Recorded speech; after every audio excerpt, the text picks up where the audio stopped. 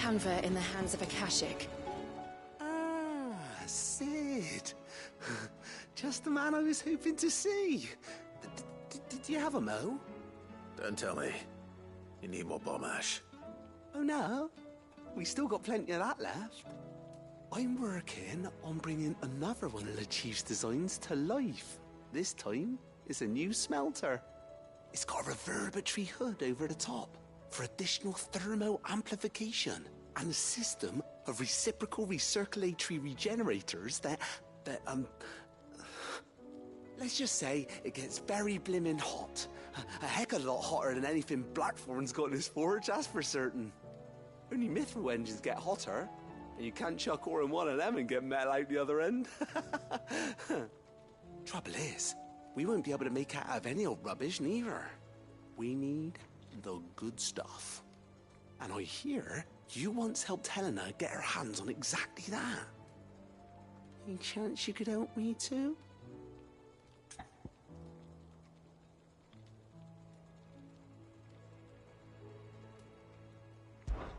If it's for the good of the hideaway, I'd be happy to. Oh, it is. I promise you. So, what exactly is this good stuff you need me to find?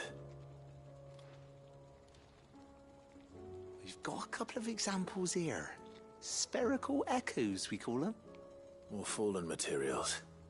So this smelter is similar to the Mithril engine in more ways than one. That's right. They're a bit like the thermal helms. Fallen ceramics deal with heat like nothing else, see? And what's more, they're directional, transferring heat from the inside to the outside. But these things, they're all outside. If we line the hood with them, they'll reflect the heat right back into the furnace. We've collected as many as we can, and I know where we can get the rest. Trouble is, they're all watched over by their bigger, uglier cousins. So you want me to visit some ruins, destroy some echoes, and bring back the spheres they're guarding? That's it in a nutshell, yeah. We're only 3 short, mind, and we know exactly where they are. There's one up Amber Way, in that ruin that they call Lost Plume, and another in the Silent South, over in Dalmekia. Last one is in the ruins of Advent, which is in the Empire. All right then. Wish me luck. Will do. I'll be keeping all my fingers and toes crossed.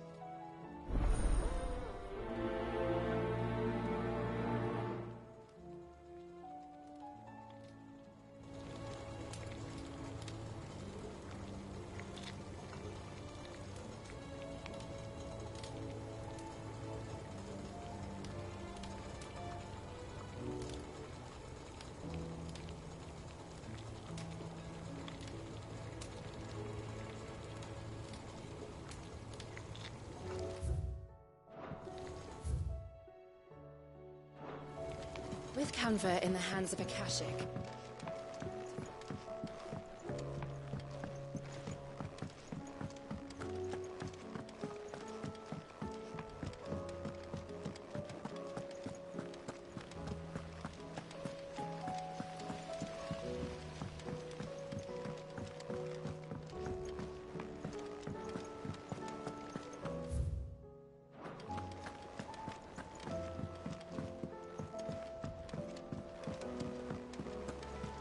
Covered in nicks and lumps, the lot of them.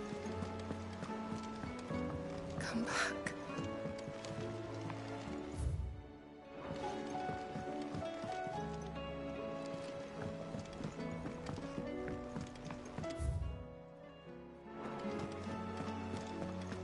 Oh, don't tell me we've run out of Papio nuts and all. Yeah.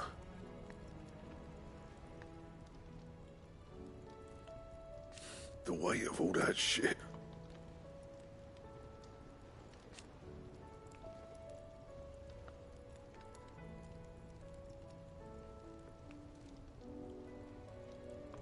Clever girl, that one.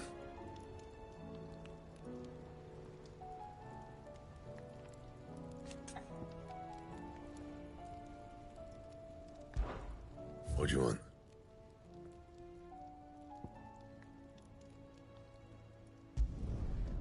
bad, if I do say so myself.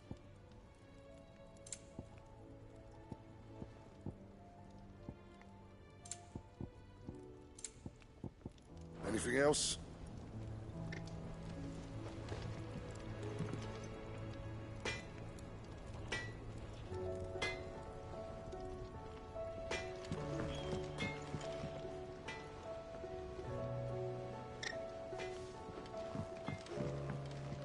Is there out you need? There's no one like our Nan.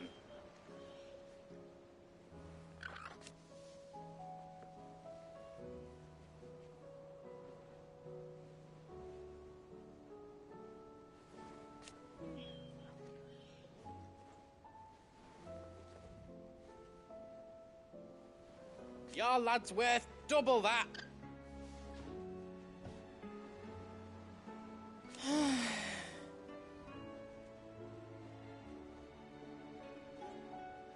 And I've never looked back.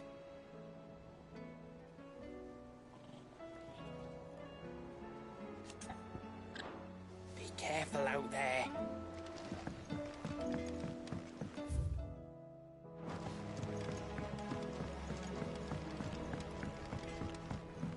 The stew's awfully thick.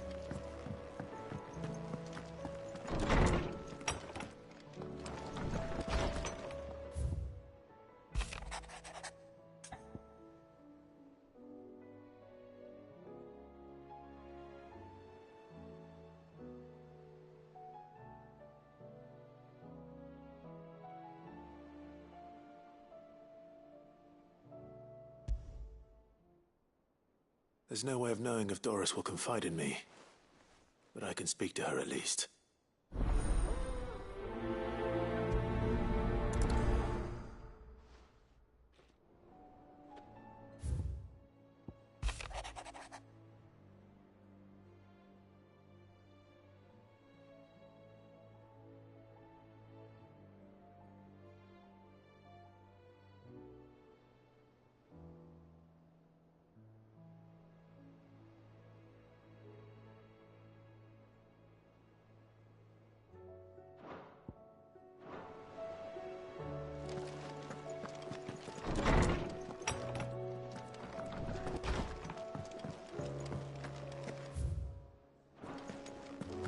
Tell me we've run out of pep yet.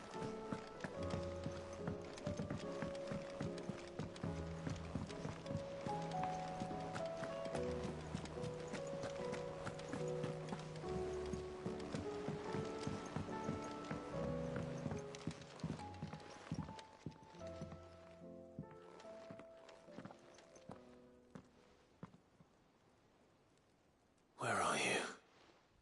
Can I help you, Sid? I'm looking for Doris. Is she here? I'm afraid not. She's at Martha's Rest on a job. My job, actually. When she heard what the mission was, she insisted on going herself. Alone. Did she? What was the mission? Following up on some new information. Once they'd settled in, the bearers you helped liberate in the Dragon's Eyrie were keen to talk about their imprisonment. And about their captor. The slaver Cole's team were tracking when they were attacked by the Beastmen. I'll go and find her. She's at Martha's Rest, you say? If she's not moved on already, yes. I hope everything's all right. Why would Doris insist on going alone? Maybe Cole was right to be worried.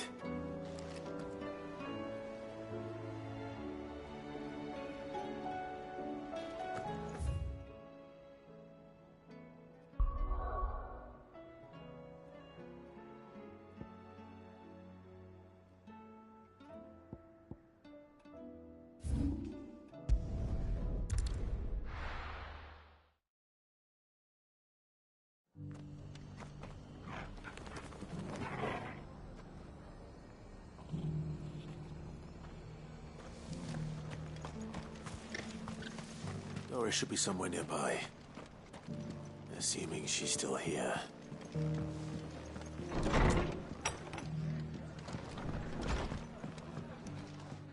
Ah, Clive. I was just about to send for you. I'd like you to take something to Sir Wade up in Eastpool. Seeds for planting. Thought it was about time they started growing their own food. I'll keep providing them with whatever they need in the meantime, of course. But if Eastpool's going to survive, it's got to be able to fend for itself. As have those poor bearers.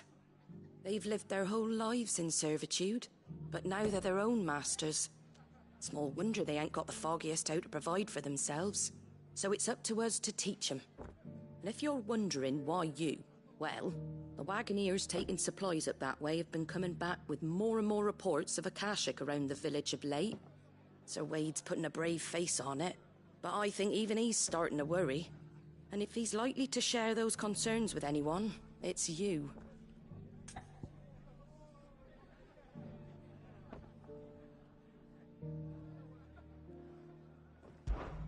All right. Thanks. Wouldn't ask if I didn't have to. There. That should be enough to keep him in Gazal Greens for a few years at least. Gazal Greens. Not the most mouth-watering crop, I'll admit. But they're hardy, they grow fast, and they fill a hole. Better that than something that'll wither away at first frost. And chocobos love 'em too, which is no small thing. When I say all of us need to pull together to get Eastpool back on its feet, I mean all of us. They ain't exactly succulent, but cook 'em right, and they're just about bearable. I'll take your word for it. Anyway, Sir Wade'll know what to do with them. And if he don't, well, I'll go up there and show him myself. I'm sure you will.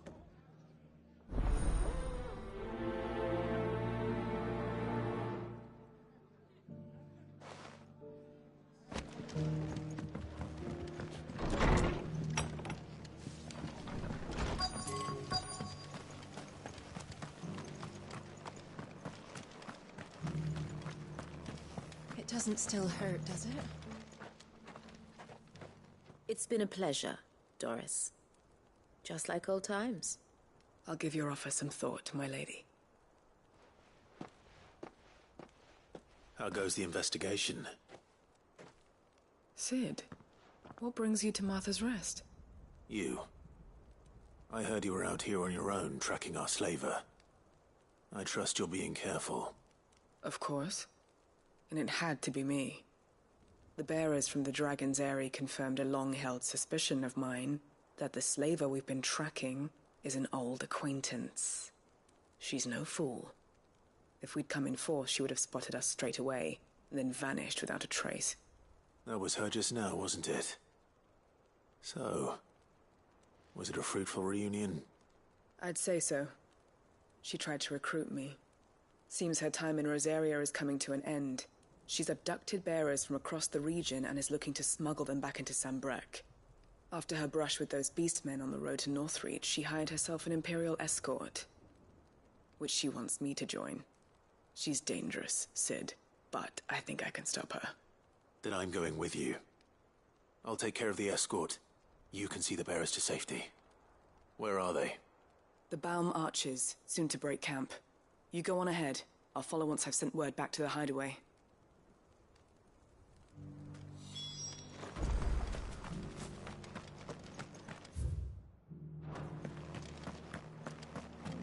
Just because the heavens have gone to rack and ruin, it don't mean we have to. How do?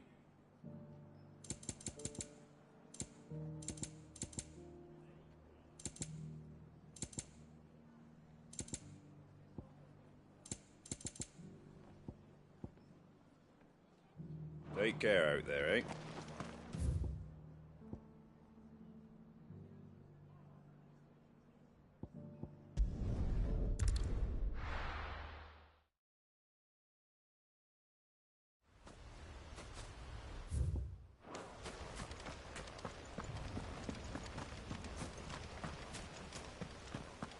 I heard the Guardian saying we're supposed to grow our own...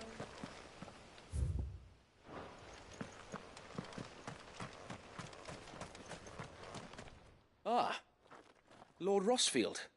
What brings you to Eastpool? A delivery from Martha.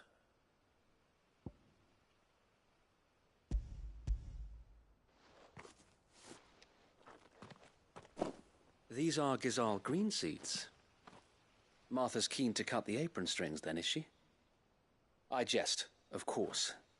You see, I had thought we might be able to revive the old wheat fields, but they'd long since gone to seed, only without the seeds. Martha was hoping he might be able to show the bearers how to plant and tend these, so that they'll be able to fend for themselves. That's not a bad idea. These bearers had only recently escaped their bonds before we brought them here. They know little of freedom, of providing for themselves and their loved ones.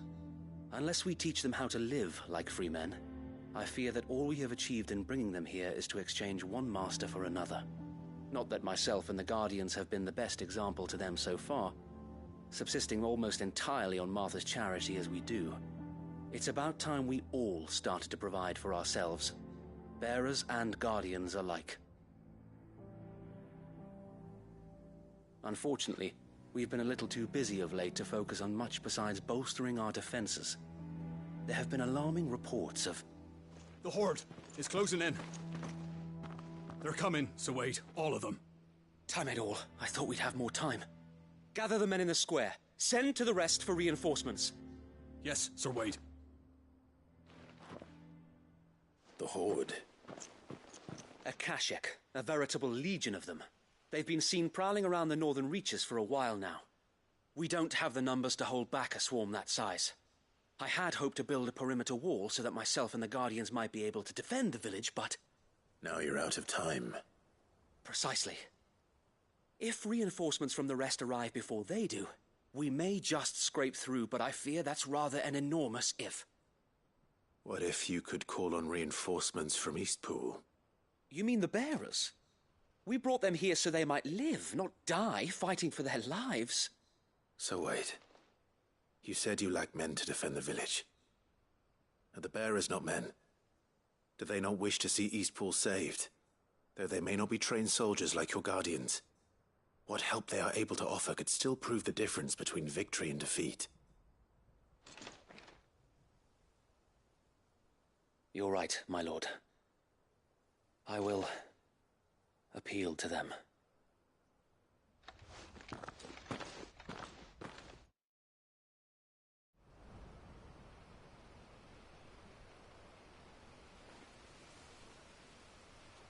My friends, I humbly beg your aid.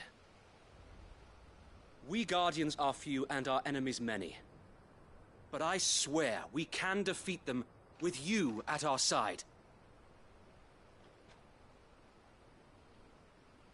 You would send us to the slaughter, to serve as bait for those fiends so that you and your men might be spared. And to think we trusted you. Say what you will, a home is not worth dying for. But it is worth fighting for. Sir Wade fights to give you lot a chance. Just like I do. Just like Sid does. We all wanted to give you a home where you could be free. And you got one, didn't you? This place, Eastpool. This is your village. Your home. And if you don't fight to protect what's yours, you'll lose it. You know I'm right. This world wants to take everything from you. Everything. Your homes, your freedom, your very lives. So then, are you going to stand by and let that happen to you? Are you going to accept fate like good little Bran did and die, having never stood up for yourselves? Or will you fight like free men and women?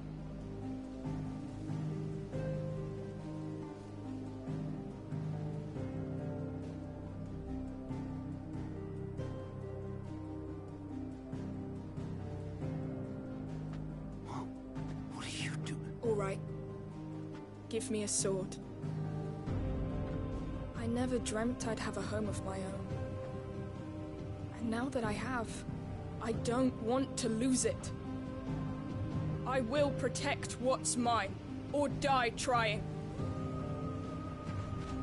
We all will. Free men and women, fighting together.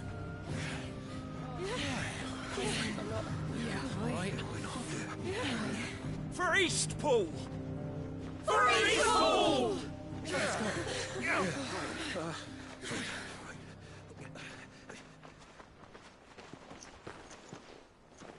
Thank you, Martha.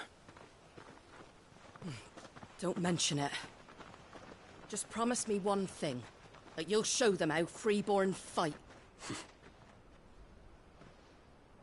Gladly.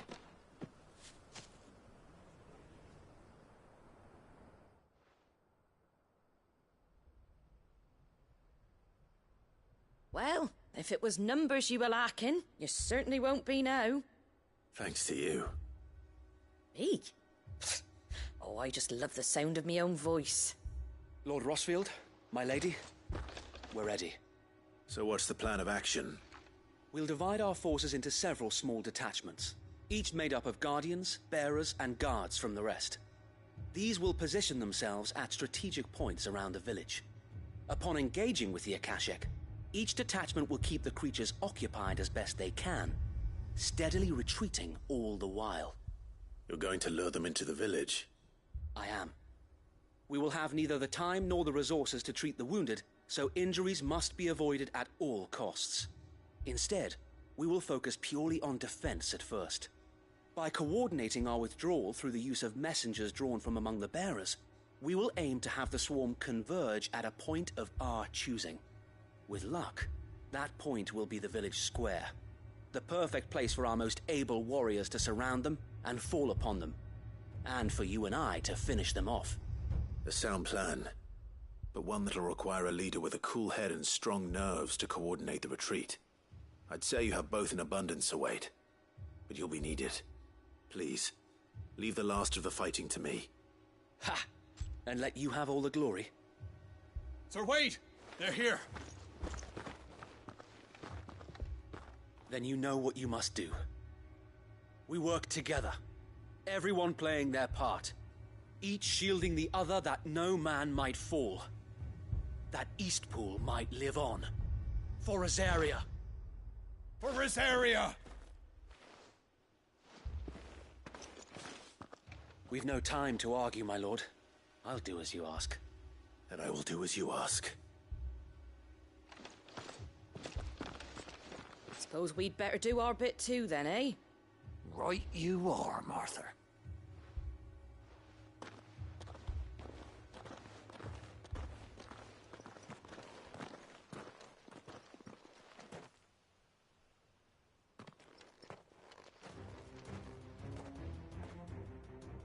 The calm before the storm.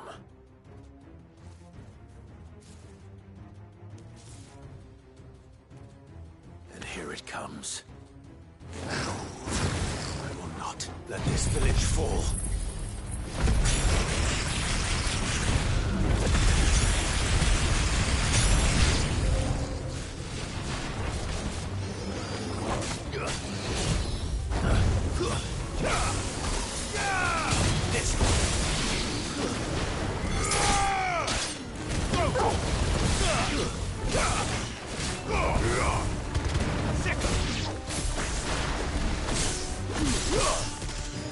Over here! Go for it! This one!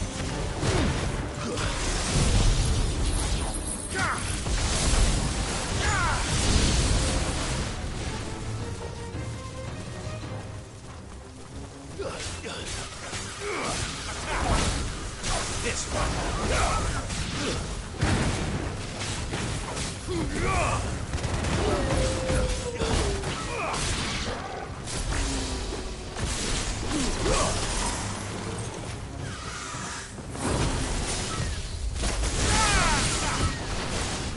Over here!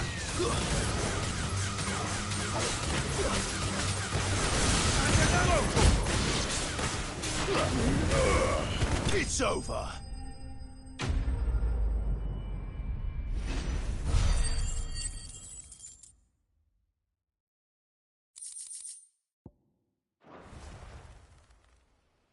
Looks like that's the last of them. Lord Rossfield! Change of plan! What is it? Owl from the rest. An Akashic curl's been sighted on Rhiannon's ride and is headed in their direction. Well, the better half of her guard is here. So wait, how many Akashic remain in Eastpool? Hard to say. My men are still facing some resistance, but I think the worst is behind us. I could order a detachment or two to fall back and... No. Let them finish the job. You stay here too, Sir Wade. Your men need you. I'll go after the curl. Join me only when Eastpool is won. If you're sure, my lord. May the Founder protect you.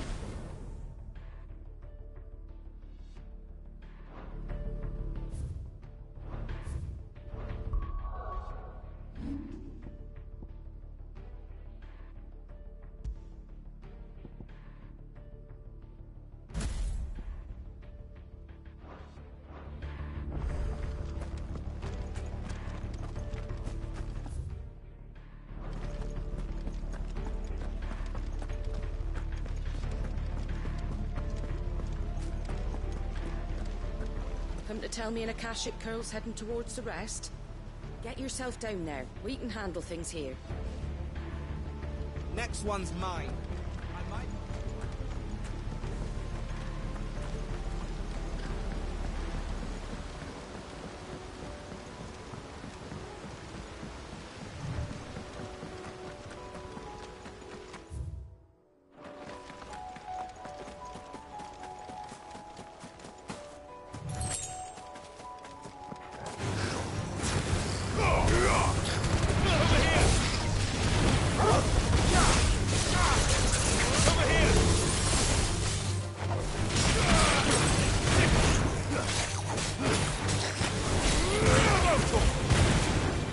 Finished.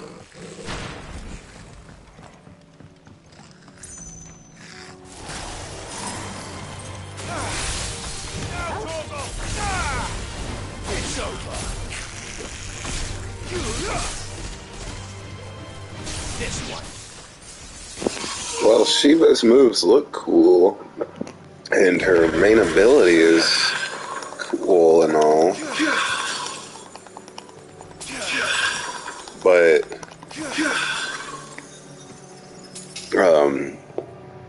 they don't do very much damage. They aren't that useful. They do like no damage.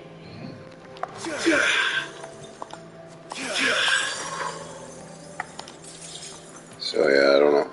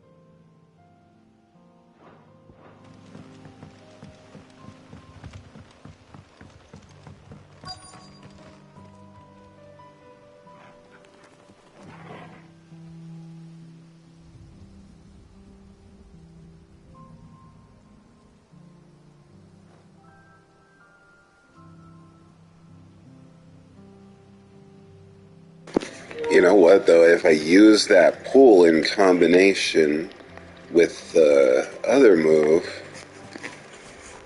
then it should work together really well. There it is. With me, Torgal.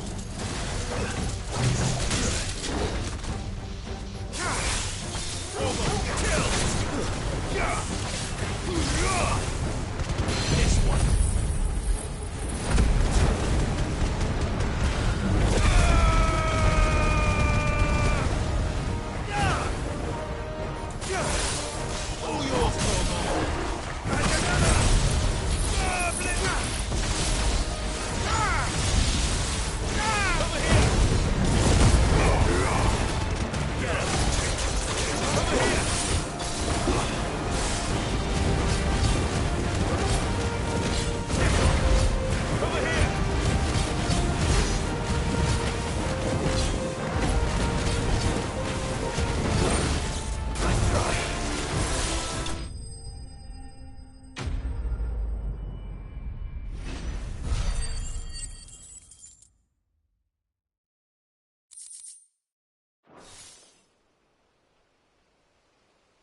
All right. Back to Eastpool.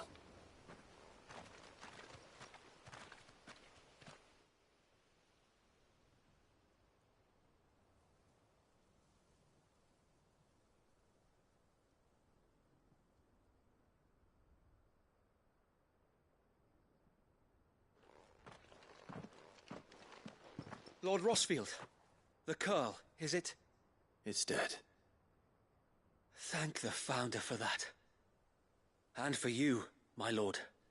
We were able to eradicate the rest of the Horde.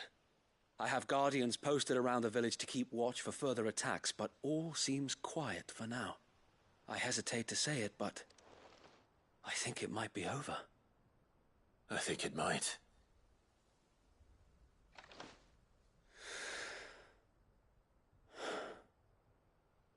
We did it. We saved Eastpool. Thank you, my friends. Thank you. No, Sir Wade. It's us who should be thanking you. You brought us together. Showed us what it means to fight for what you hold dear. We never had nothing to call our own before. We didn't know what it meant to protect it, but now we do. We really do. Forgive us, Sir Wade. You and your people saved us, and still we doubted you. But there's no doubt in my mind anymore. We're free men now, so we have to start acting like it. We have to fight to protect what's ours, to protect Eastpool. And we shall. We all shall. Together. This is our home. And if anyone or anything tries to take it away, they'll have us to answer to. Come on then. Let's get to work. Why are they still in rags though? Give them some actual clothes.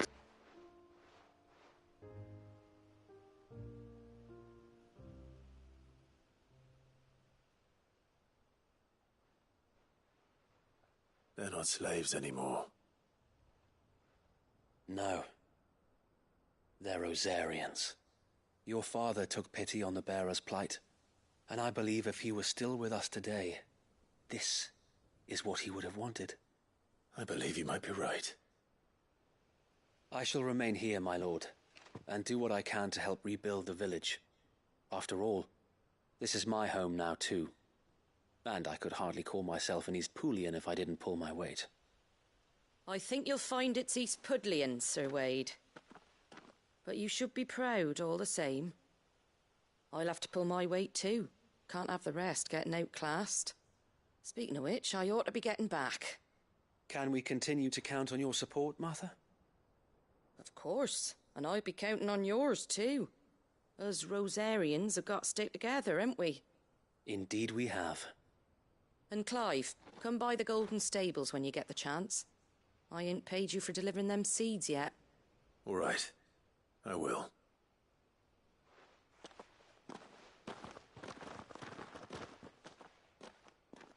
Lord Rossfield, do you remember our very first mission together? Clearing the goblins from the Stillwind marshes? How could I forget?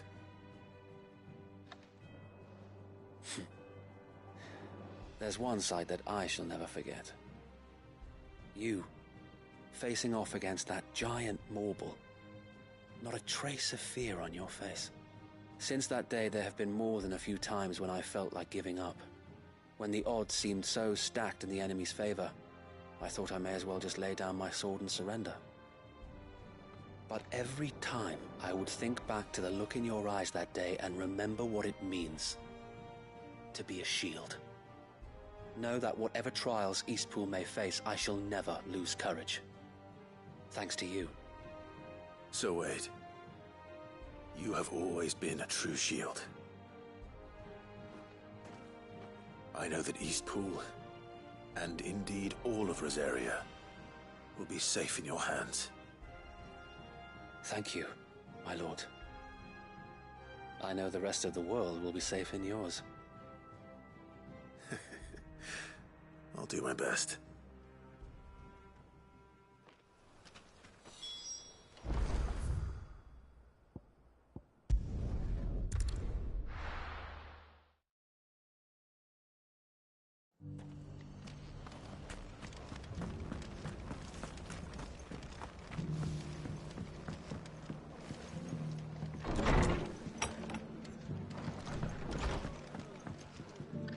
The hero returns.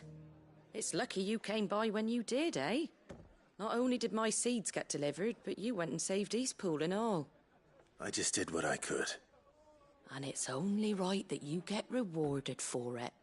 Take it before I change my mind. Thank you, Martha. So, Eastpool's finally back on its feet again. And a home to free bearers. Who'd have thought we'd see the day, eh? Well, it was your idea. I know that, but I never stopped to think what it would mean. Bearers in charge of themselves, thinking for themselves, working for themselves. Like your hideaway, but not even hidden away. Though I suppose the rest ain't much different nowadays. You know, bearers living free like that reminds me of when I first met Sid. Loath as I am to recall that particular day. I take it you didn't always see eye to eye. What happened? Well, if you really want to know, I started doing what I do long before I met Sid. In fact, that's how I met him. Or at least how he came to meet me. He showed up at the stables one day, asking questions about who'd been buying up bearers. Founder knows what he thought I was doing with them. Running a hunt, poking around in their innards. Something awful anyway. Me, I thought he was a new constable. Thought the game was up. But somehow we both managed to work out what each other was about. And before I knew it, the cheeky arse was rattling on at me about how I was doing it all wrong. After all my hard work. Told me I was giving them relief, but not freedom. That my bearers were still dying as slaves. Got right under my skin, it did. Told him if he didn't like it, he could bugger off and report me to the garrison. And do you know what he did? He smiled. And then he laughed. And then I did the same. We made a pact that day. That whenever one of us was in need, the other would always be there for him. And you were? Well, we both wanted the same thing. To make life better for bearers. Just like your dad. Do you know I was born right around the time Elwyn became Archduke? Growing up, I saw how he tried to change things. He certainly didn't lack for ambition, that one. Indeed. But the loftier one's ambitions, the harder they are to achieve. Which is why those of us who follow in their footsteps need to finish what people like Sid and my father started. Suppose you're right, aye. And if we don't manage it, there's always them who come after us. Good thing we've got a few half-decent sorts waiting in the wings, eh? It's almost enough to give you a little bit of hope. Just a little. Anyway, enough nattering. Better get back to work. Let's see about making everyone some dinner, shall we? The least the folks who saved Eastpool deserve is a hot meal. And you and me ain't gonna save the world on an empty stomach neither. That sounds like a wonderful idea.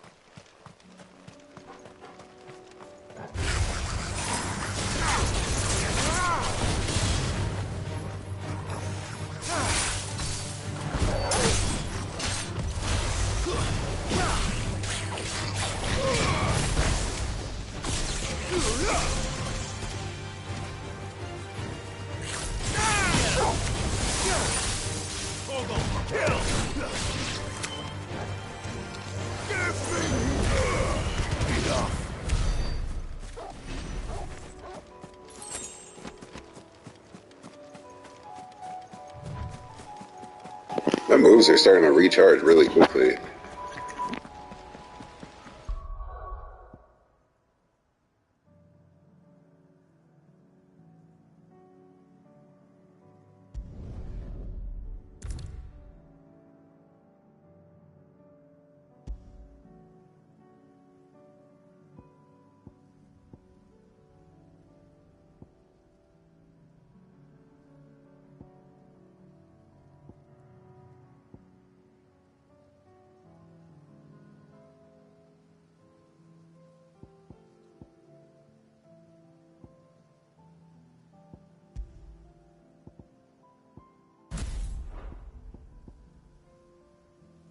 Wanted to see what the recommended abilities would do, but I don't know why I did that.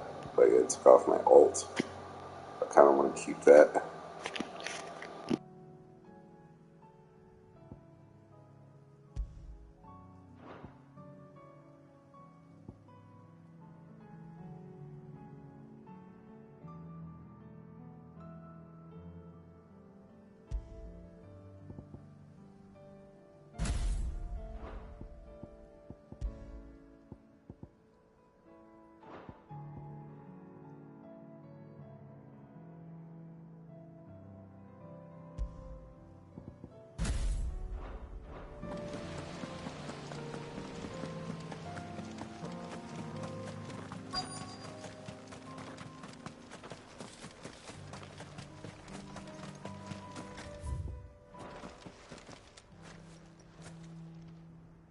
Good.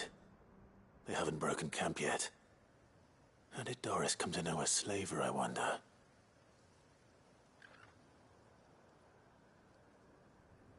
We've waited long enough. She's not coming. Ready the bearers. We're leaving. Back to civilization, is it, Mom? With all haste. Lest any of you lackwits start talking like these feckless bumpkins. I presume your men are ready. We've suffered too many delays as it is. Any more and I'll be docking your pay. Yes, Mom. Oh, but before you go, it appears we have company. Kill him. You're welcome to try.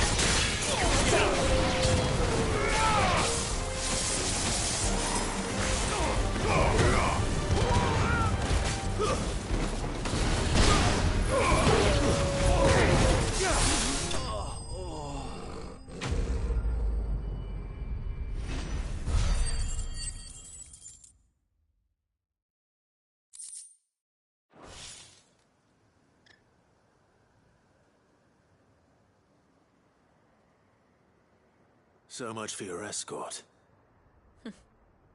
You'll forgive me for not avenging my men. I'm not the swordswoman I used to be. I surrender. Do with me as you wish, Cid the Outlaw. Cid! Ah, Doris. I take it you're not here to rescue me from our brooding renegade? You know, I always wondered where you'd vanished to. But casting your lot with this criminal of all people... Better fighting for a cause than killing for coin. I'm sorry, Cid. I should have told you sooner. This woman, my former master, once trained bearer children to be weapons in service of the highest bidder. She raised me like a daughter, and I did terrible things to earn her favor. It wasn't all terrible, surely. We had our fun, too. You were always so eager to learn, and had such clever hands. All my other children took either to the blade or to the books. Always either or.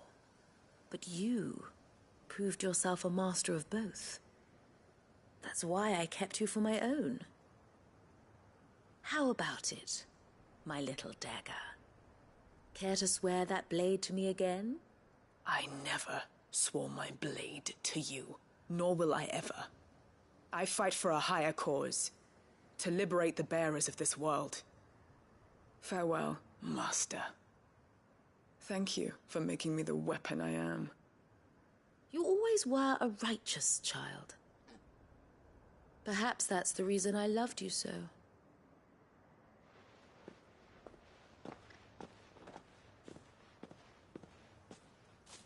What do you want to do with her? I am not the killer she wanted me to be. Not anymore. And she no longer has friends in high places. The Dame does, though. Her connections at the Imperial Court will see that justice is done. All right. If you're certain. I am. And thank you for everything. Now, I better let these bearers know that they're safe.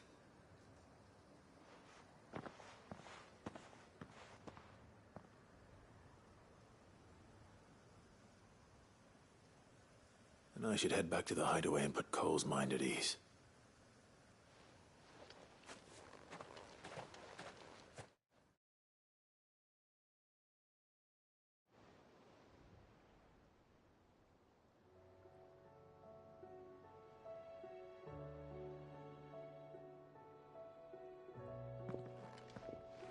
Welcome back, Cid.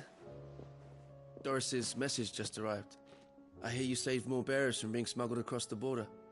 With any luck, they'll be joining us in the hideaway shortly. Oh, and your letter. You don't need to worry about Doris anymore. I'd been hoping as much. She mentioned one or two things in her report.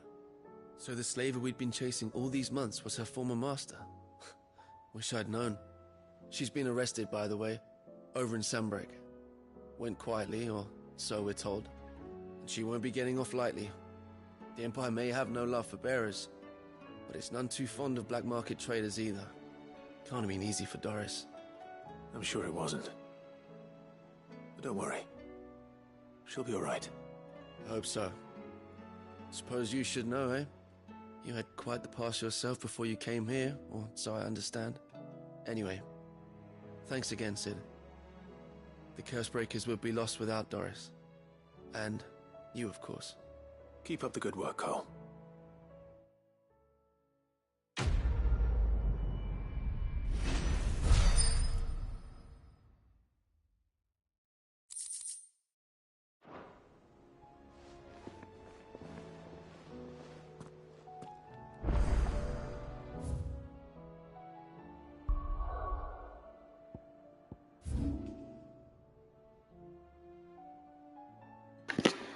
I don't like that it made me go back immediately, because I wasn't intending on going back there yet, because there was another side quest right by it.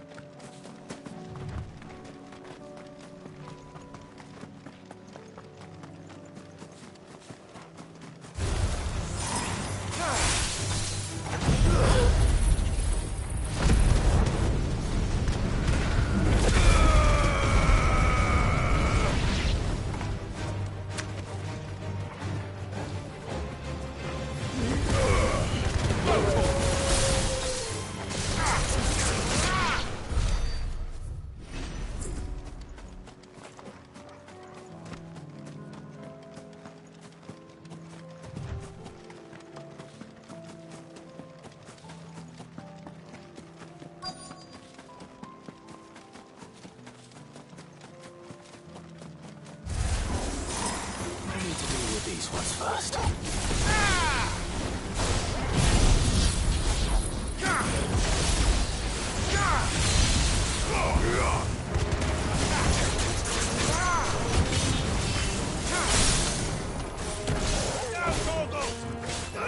Get him!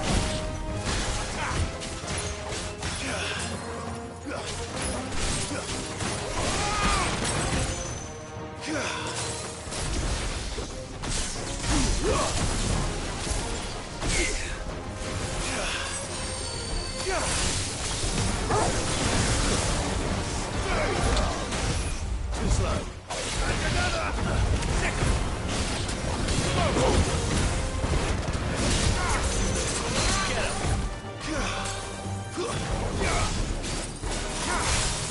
All yours, Solo.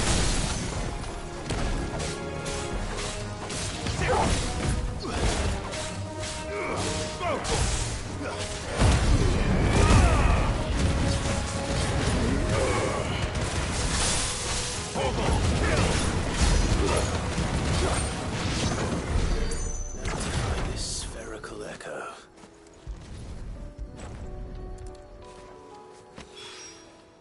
This is it. Right then.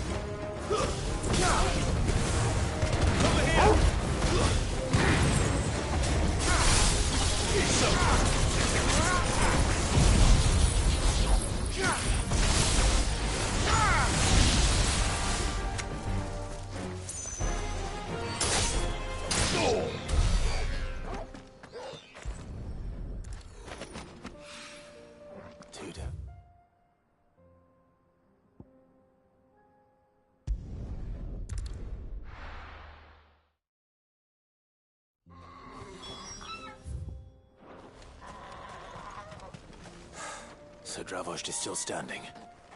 For now, at least. If you can swing a hammer, you can swing.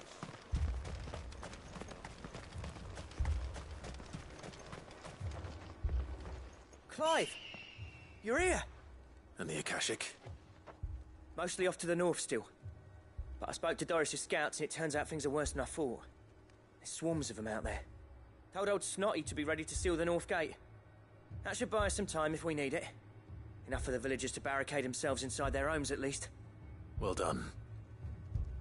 Welcome back, Sid. I'd never have guessed, you know. Not if August hadn't let slip. Who'd have thought that the savior of Dravost would turn out to be the realm's most infamous outlaw? Keen to help us out again? I am. Thought you could sneak off without me, did you? Blackthorn. Oh, what are you doing here? One of the scouts couldn't keep his voice down. Unlike my best mate who didn't think I deserved to know. Zoldan, how long's it been? Long enough for us two to turn into a pair of old codgers, I see. That your idea of an apology? Prick. Don't listen to him. You only did what you thought was best. For the village and that. I did, yeah. but that ain't the whole of it. Vulcan, our master, didn't leave the chiefdom to the two of us. He left it to me, the best blacksmith in Dravost, barring himself, of course.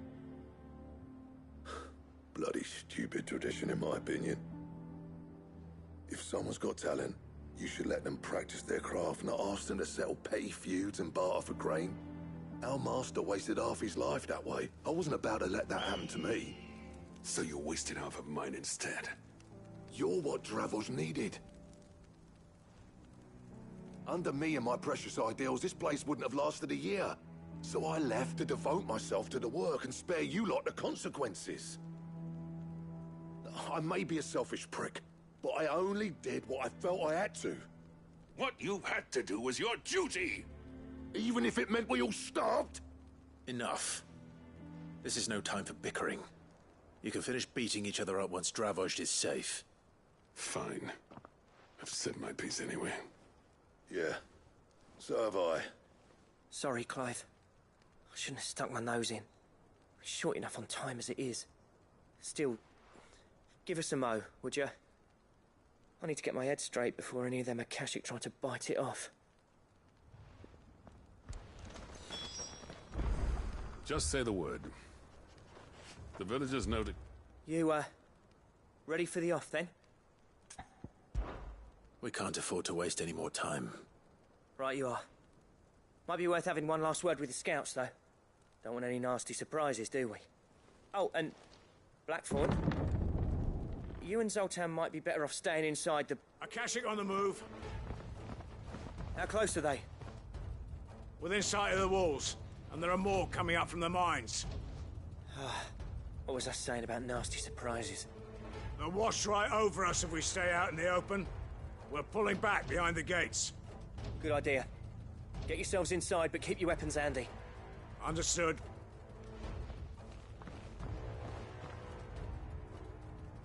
I'm prepared to fight if I have to. Well, let's hope you don't. That's our job. Once the scouts are inside, order your men to barricade the gates. No heroic last stands, you hear me? No fighting at all if you can help it. August's right. I've seen what Akashic beasts can do to armor. The people here are tough and willing, but they ain't equipped to face what's coming. I'm going out there. Start work on the gate as soon as I've left. I'll give you as much time as I can. And if they kill you? You evacuate. But it won't come to that. I promise. You'd better be right. Take good care of Dravost till I get back. Leave it to me. And give those things what for, yeah?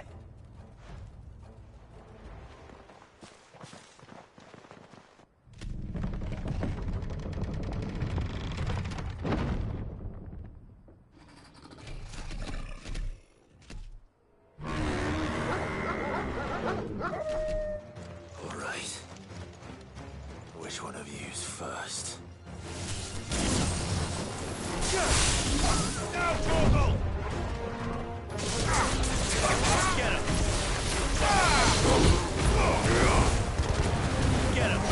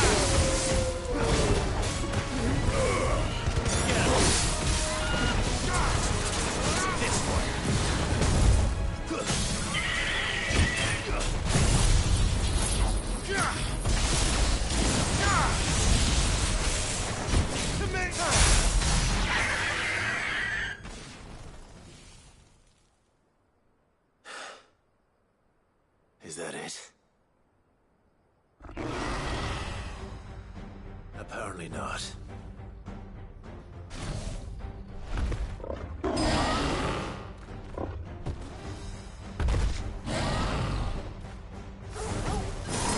You're not getting past me.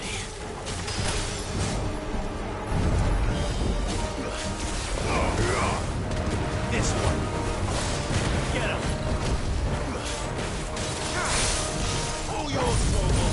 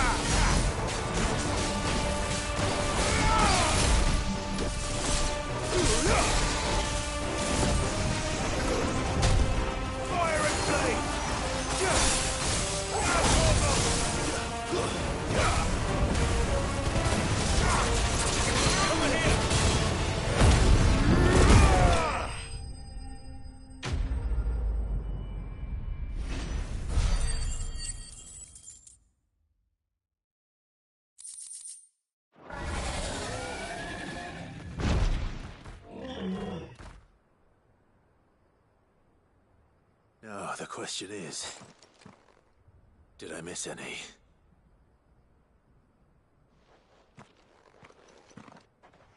Man alive! You're still in one piece! I slew as many as I could. As many as I could, he says. The old bleeding lot, more like it. Well, almost. Only almost. Yeah, one or two did try to sneak over the wall. But we got the bastards, don't you worry. Good. Though you do know, more will come in time. In time, yeah. But we can think about them later. Let's get you back inside.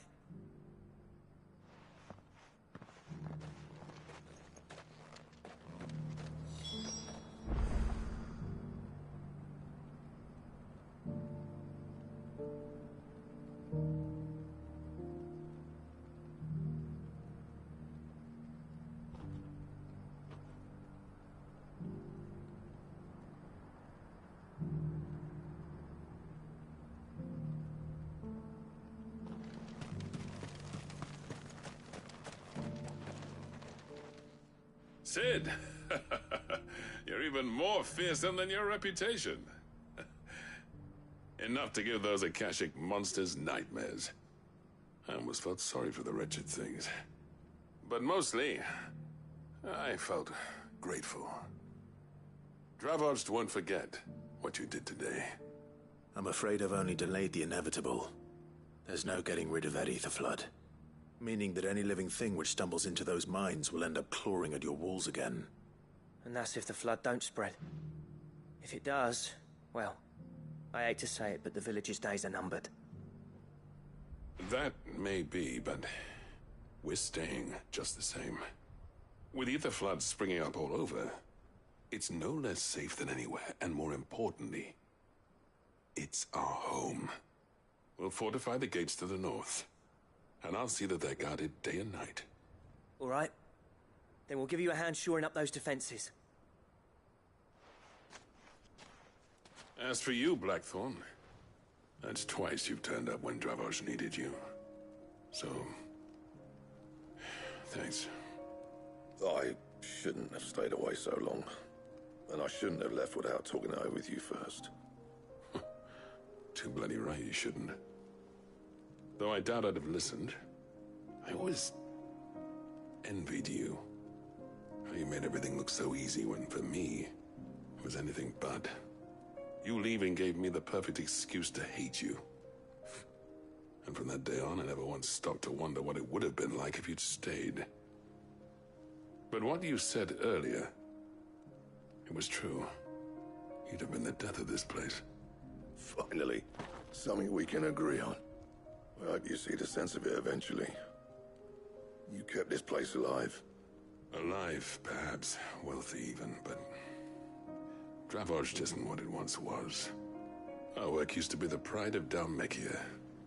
Now, we churn out the same rubbish day after day, because it's easy and turns a profit. It's not about the craft anymore. I wouldn't send my sons to war wearing the shit most of our smiths are making. I've kept working, honing my skills, trying to lead by example, but no one sees the point. The average castle apprentice has as much passion for the craft as our current lot. Come back to us, Blackthorn. Remind Dravozhd what a true master blacksmith looks like. I'll even man those bellows of yours if it means we can work at the same forge again. That's a kind offer. Kinder than I deserve. And I wish I could accept, but I'm needed elsewhere. There's people who trust their lives to my steel, and I daren't let them down. Fair enough. But that doesn't mean I couldn't visit from time to time. Let's see if we can't rekindle this town's passion for the craft, shall we? I'd like that. Just be sure to tell Snotty to let me in the next time I come calling, yeah? Knowing him, he'd let you in anyway. Blackthorn. The Master Smith turned outlaw, back in my good graces.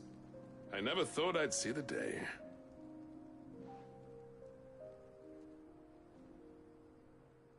I'd say that went pretty well, wouldn't you? Even better than I'd hoped.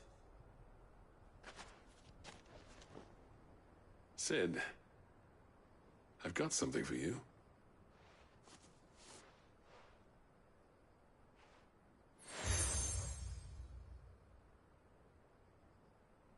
And this is?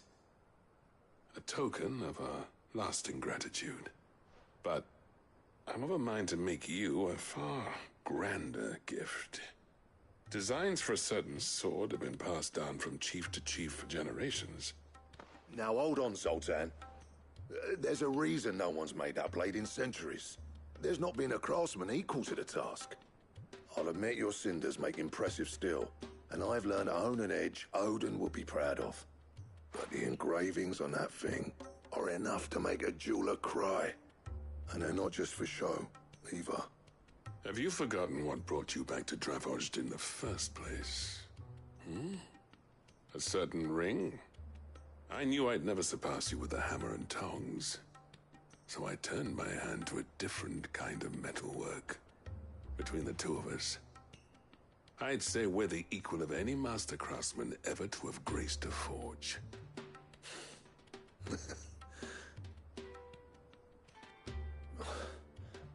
You know what? I think you might be right. Clive, you wouldn't mind if Zoltan came back to the hideaway, would you? He's more than welcome. As long as he can keep our secret. Right.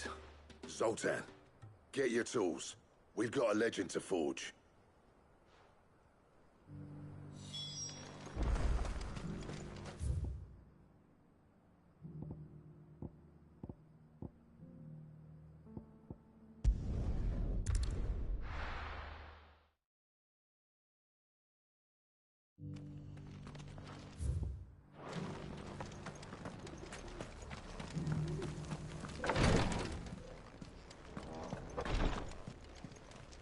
Lord Rosfield, is there aught the Undying might assist you with this day?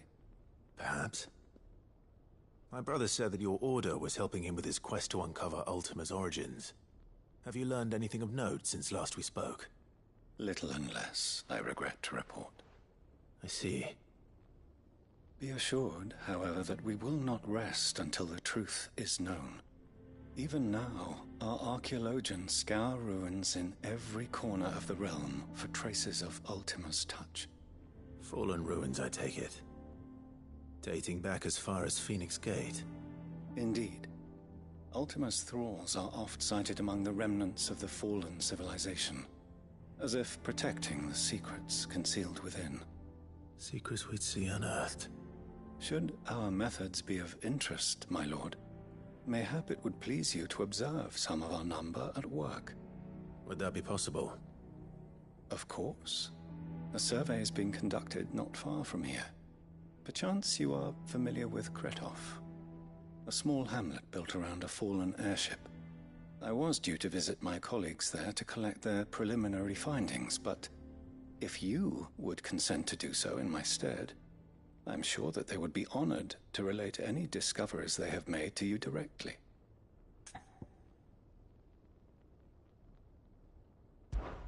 All right. I'll go and meet with them. They will be most gratified, I am sure.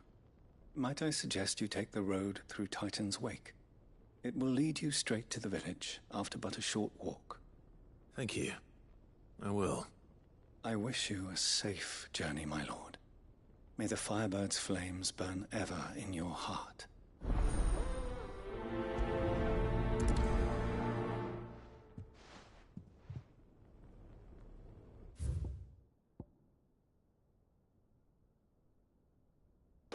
I can't even get over there yet.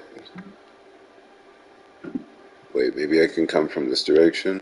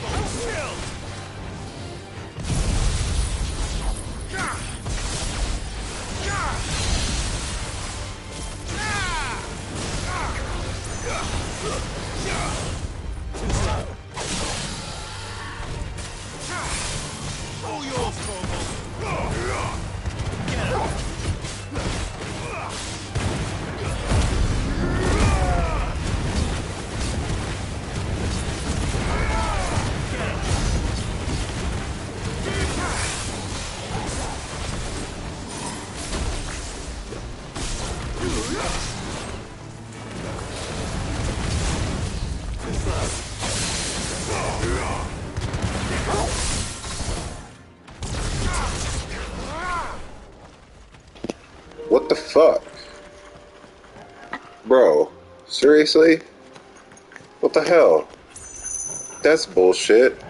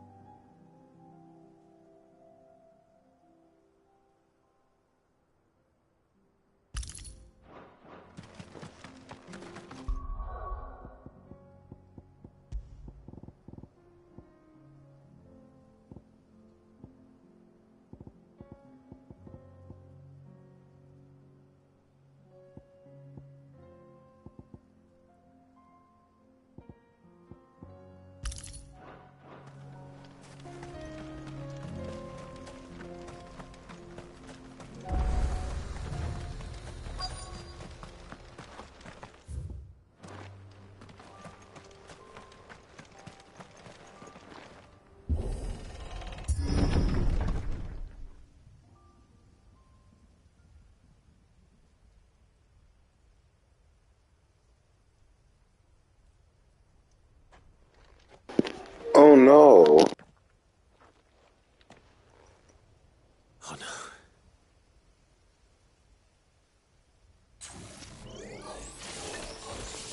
You'll pay for this.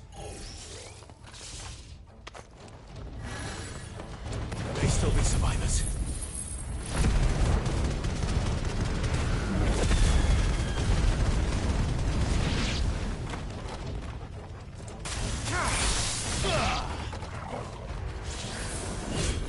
Farewell.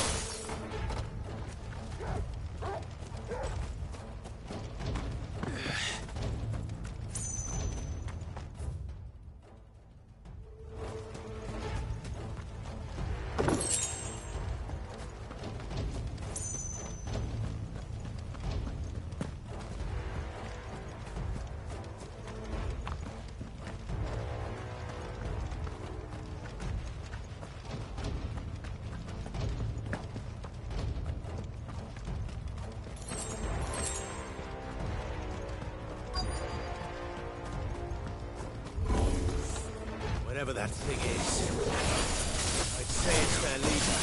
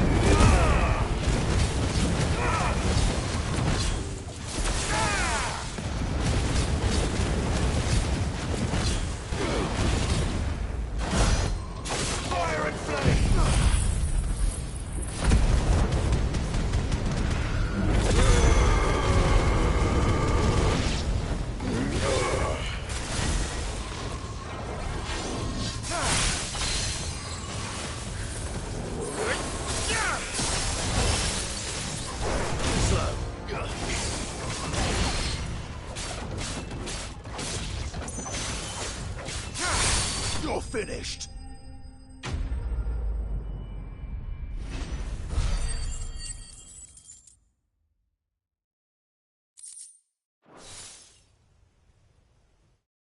Should have stayed in the past. These must be Cyril's colleagues. You have our thanks, stranger. Who are you? Ah, forgive me, my lord. I did not recognize you. You are Lord Rosfield, are you not? We are archaeologians, tasked with surveying this site. When the echoes appeared, our brothers here occupied their attentions. Thanks to them, and to you, we were, for a mercy, able to see our duty to its conclusion. You call that a mercy? Your brothers might still be alive if you put their safety before your duty. Surely this survey wasn't worth dying for. We are charged with uncovering Ultima's origins. A duty of the highest import, as I'm sure you will agree. And you think your dead brothers would agree with you too? I know they would. They gave their lives for the cause, an honor to which all Undying aspire. Now, to what do we owe the honor of your presence, Lord Marquis? Cyril told me of your work here, and I agreed to collect your findings in his stead. I see. That is most kind. Pray, take them then, with our humble thanks. May the Firebird's flame burn ever in your heart, as it does in ours.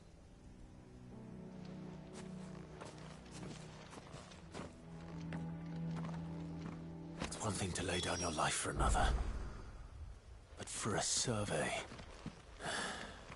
I suppose I'd better get this back to Cyril.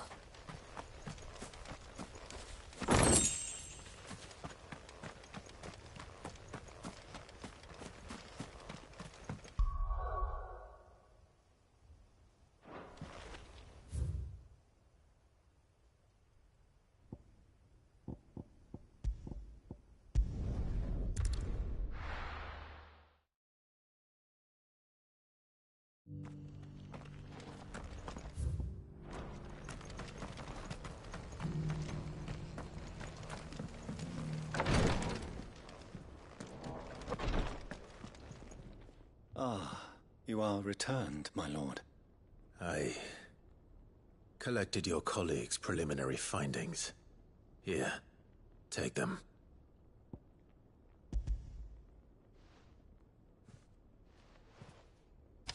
My thanks.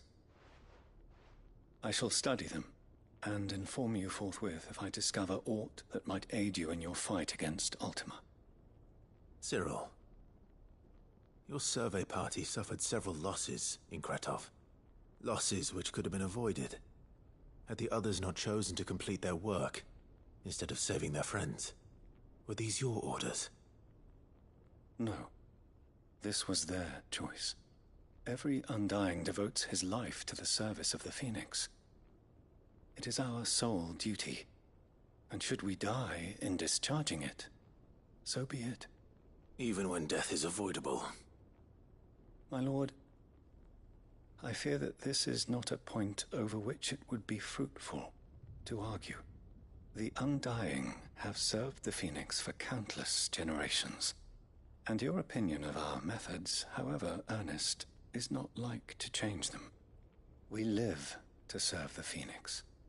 Our very order exists for that purpose, and that purpose alone. Cyril, I know that you and your brethren answer only to Joshua, but allow me to offer you a word of advice. It does not further the cause of the Phoenix to have his loyal followers surrender their lives without good reason.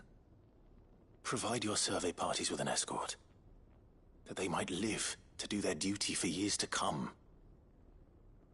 Think not only of how you can serve the Phoenix, but how Joshua would want you to serve him. Please. For all our sakes. I thank you for your advice, my lord. If you will permit me to respond, our faith in his grace, Joshua Rossfield, is absolute. And we of the Undying will do what we believe is right to fulfill our duty unto him. As first shield to the Phoenix, I am sure you understand what it means to do one's duty. I do.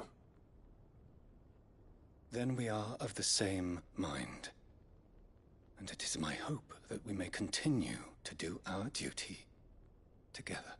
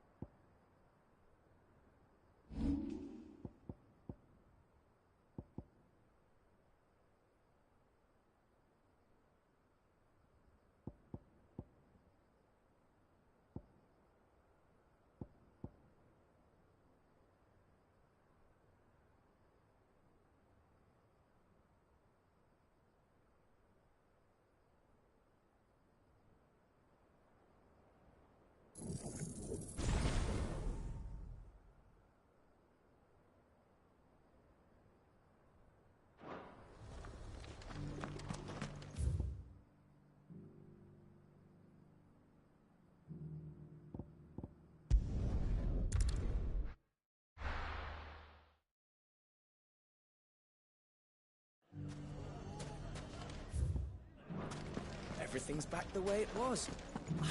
Take that, you naughty thief!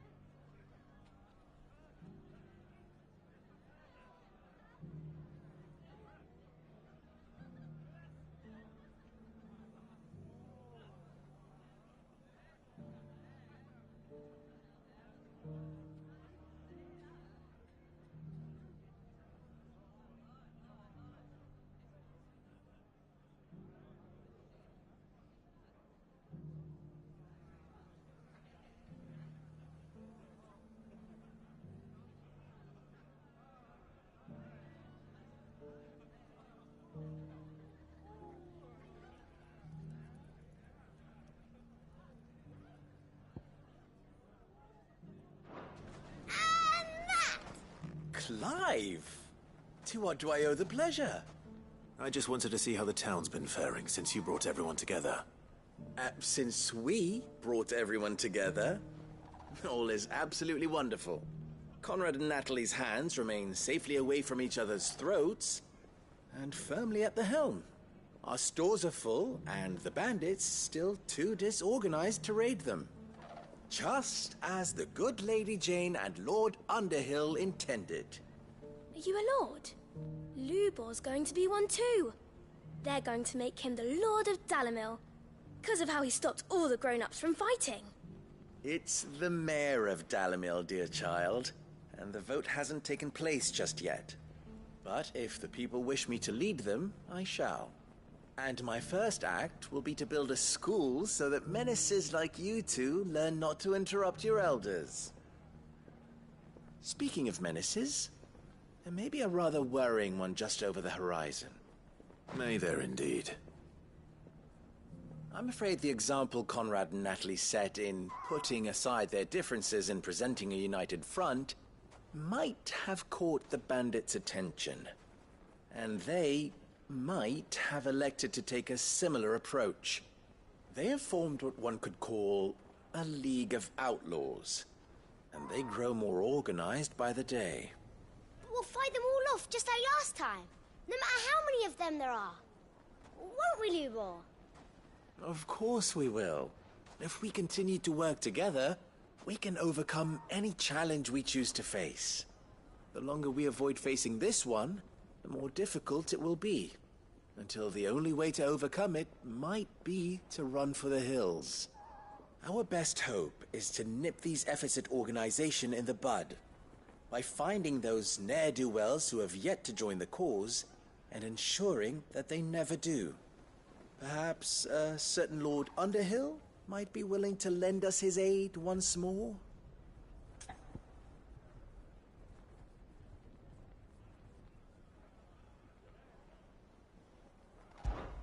How could I refuse? Thank you, my lord. Victor will fill you in on the particulars. I have him stationed by the desert gate, receiving and collating reports from my scouts. Such an amenable soul. He reminds me of you. I'll go and speak with him.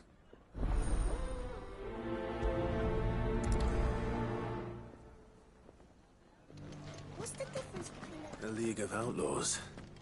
Sounds like we have some competition.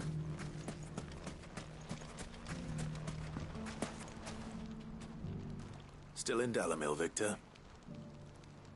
Ah, Sid. I thought you'd have returned to Cosnis by now. I did. Then I came back. I've developed something of a fondness for the place. And having worked so hard to see it saved from one fate, it would seem remiss to abandon it to another. A sentiment Master Lubor certainly isn't shy about exploiting. Hence my doing his bidding yet again. You're not the only one. What does he want you to do? He asked for my aid in putting down the bandits. And he said that you might be able to help me find them. Then you've come at just the right time. I was on my way to speak with Conrad about how to organize our forces. There are more camps in the vicinity than we can safely strike at once. But we must strike together, and we must strike soon at as many camps as we can. We can't give this league of theirs time to rally its forces. All right. Which camp shall I take? There's one upriver. Just out there, across the dunes. Leave it with me.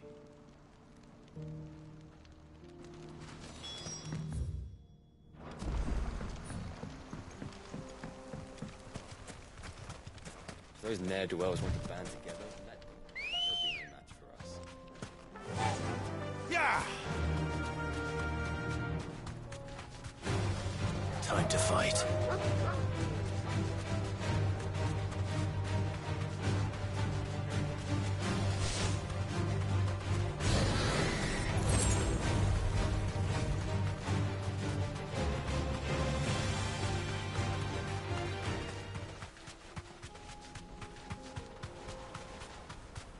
That must be the camp Victor mentioned. Come on then, Toggle.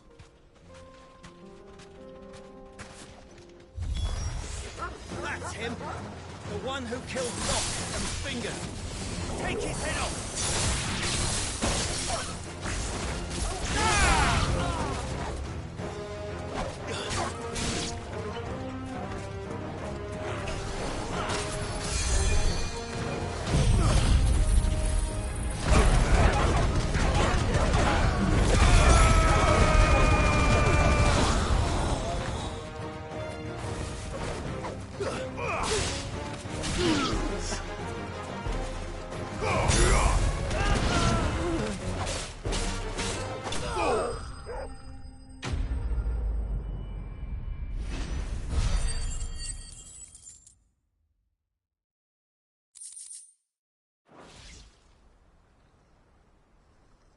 I'd better let Victor know. Sid, where are you? Ah, I see the bandits didn't pose you any trouble. No, but that's not why you're here, is it? No. Something's happened. We need you back in Dalimil. What is it? The whole town's in uproar. They're saying that Lubor is a bearer. What? Seems that one of our parties wasn't as thorough as they should have been. They let one of the bandits escape, and his escape route took him right through Dalimil. Some of the children spotted him, and he was about to silence them. And when Lubor felled him with a bolt of magic, and without a crystal. But that's not possible. It is, if he's a bearer and has been hiding it all these years, which is what people are saying. If he has, well, I wouldn't blame him. No man is branded by choice. Still, all those people see is a man who's lied to them all his life. One who was made a leader of himself when the world believed he should have been a slave. Fuck. I don't know where we go from here, but I know one thing. Lubor needs all the friends he can get right now. You're right.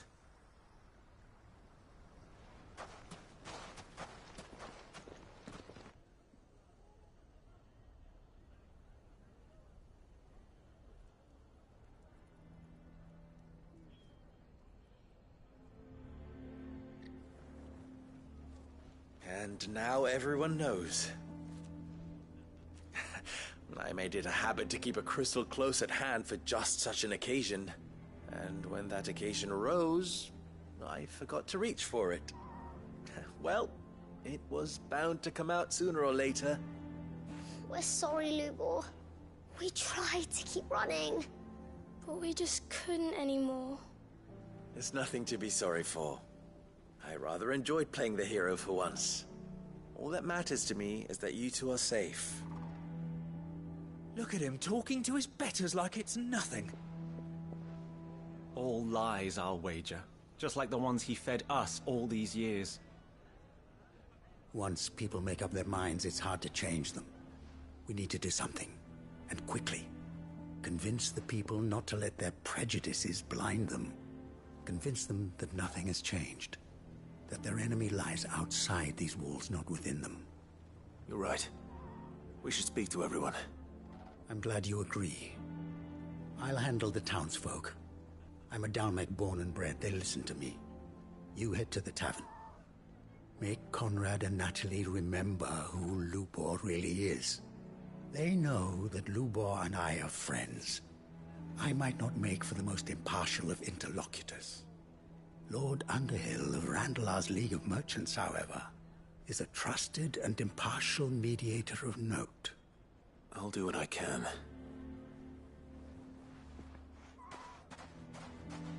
Lubor, stay here with the children. I can't promise anything, but we'll try. And that is all I can ask of you.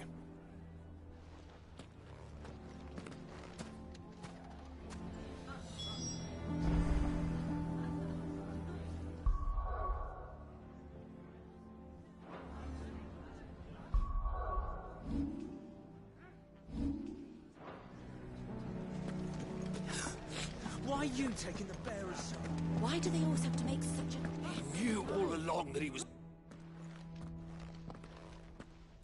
Forgive me for disturbing you, but could I have a moment of your time? I've seen your face before. As have I. Lord Underhill, wasn't it? Of the League of Merchants. That's right. I wanted to speak to you about Lubor. The rumors that he's a bearer. All true, I'm afraid. He'll never be mayor now. Not if I have anything to do with it. But what of his wares? Bearer or no, his steel is highly valued throughout the Republic. In this at least he's done the town a service. Might that not earn him a little leniency? Leniency? He pretended to be one of us when he was laughing behind our backs all the while. I'm sorry, my lord, but he lied to us. He lied to you. He cannot be trusted. So what do you propose? Will you drive him from his home? Close his forge? Perhaps. That is a question for the people of Dalimil, and they will thank you not to get involved.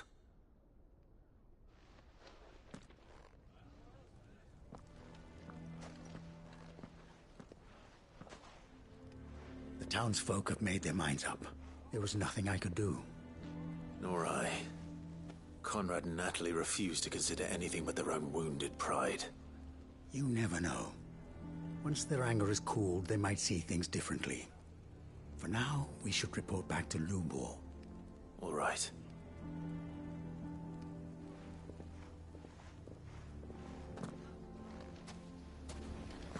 Why the hell would Victor take the bearer's side? I assume the situation is hopeless? There's still hope. But...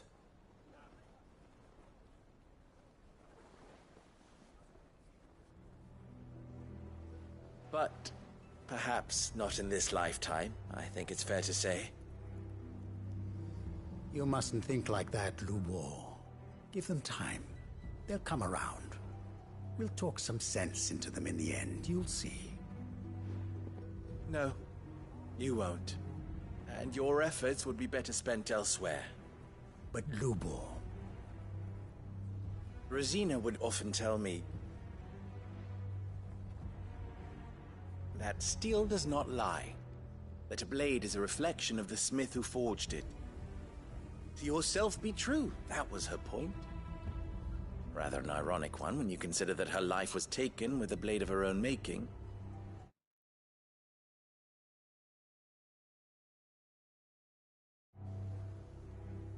But I do not doubt that she was always true to herself and what she believed in, right to the end. And so must I be.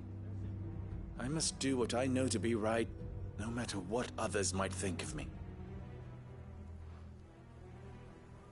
And now, I know what that is. I must embrace my new role of villain so that the people of Dalimil have something to unite against. For only united can they hope to stand against the threat that awaits them. I'll need to make a suitably dramatic exit, of course. Don't go, Lubor. You're the only one who was ever kind to us. We'll be all alone. Again. Trust me, little ones. It is for the best that I go. Not only for the town, but for you, too. How could it possibly be for the best? These children need you. The least you can do is give the townspeople a chance to change their minds. They would not take it, Victor. It's over. Over, you say? And so just like that, you're going to throw this town and these children to the wolves? I thought you were better than this. But it seems you had me fooled as well. Victor. Forget it. Do what you will. You sure you're making the right choice, Lubor? Of those available to me, I believe it's the best one. Yes. Ah, but where are my manners? Here. A reward for clearing out that bandit camp. Right then. I have packing to do. If there's anything I can do. Anything. I'll bear it in mind. Thank you.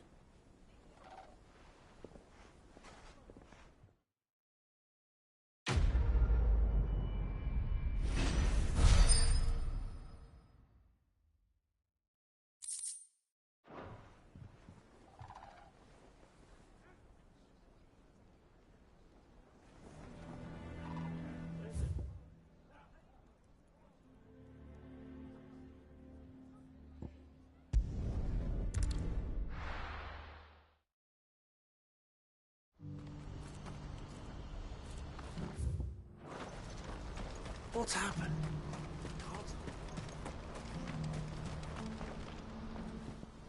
Clive. You'll be pleased to know that the negotiations are progressing well. That is good news. Yes. Our comrade in Randala has just sent word that the contract should be signed very soon.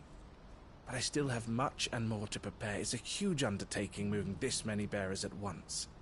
You couldn't do me a quick favor, could you? What is it this time? More wild beasts? Nothing like that. I just need you to go over to the caravans and ask El how long we have until the bearers arrive. Find out exactly how much faster I need to get all these supplies moved. All right. I'll go and ask. Thanks, Clive. I owe you one.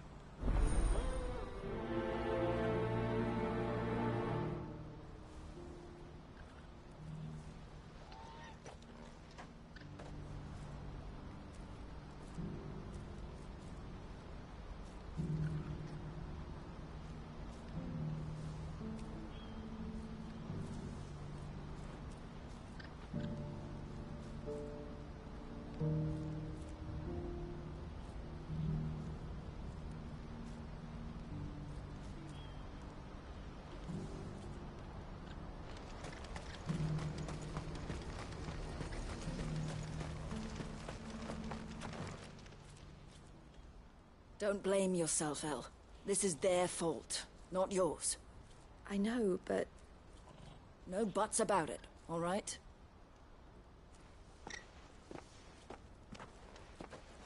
Is something wrong? Vonnie came to give me a message from our intermediary. The talks with the Republican army have fallen through. They've reached an agreement with the Silver Peak Consortium instead. Though prices have fallen of late, we deliberately offered above the going rate to try and deter other bidders.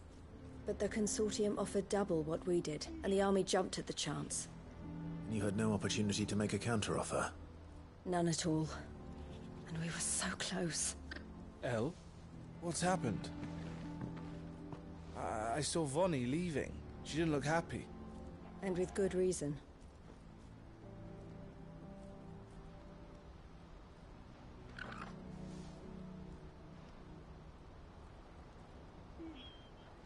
But I thought we were the only ones the Fist were speaking to about the bearers.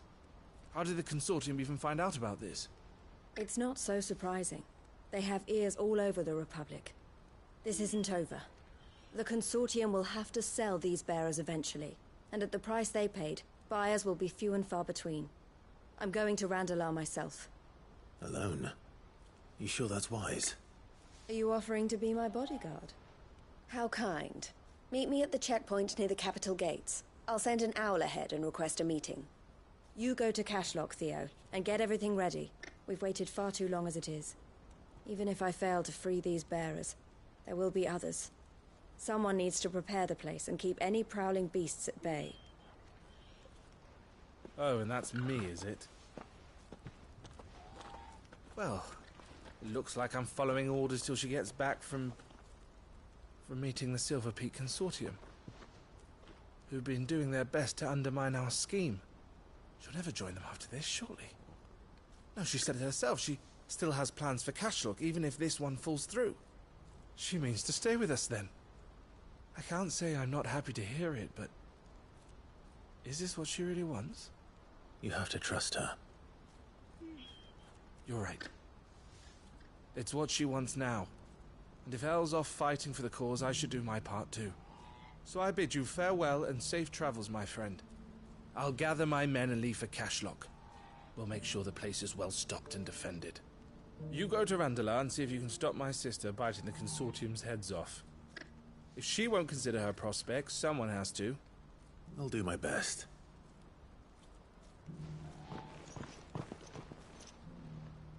All right. Randalar, then. Better not keep Eloise waiting.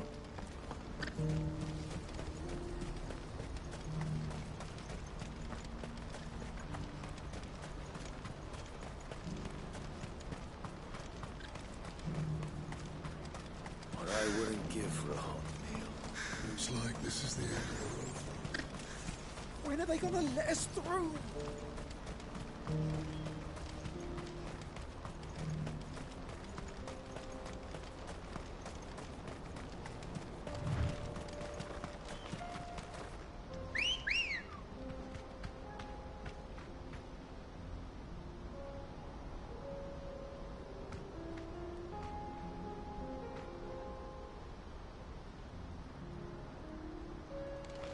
Ready, go?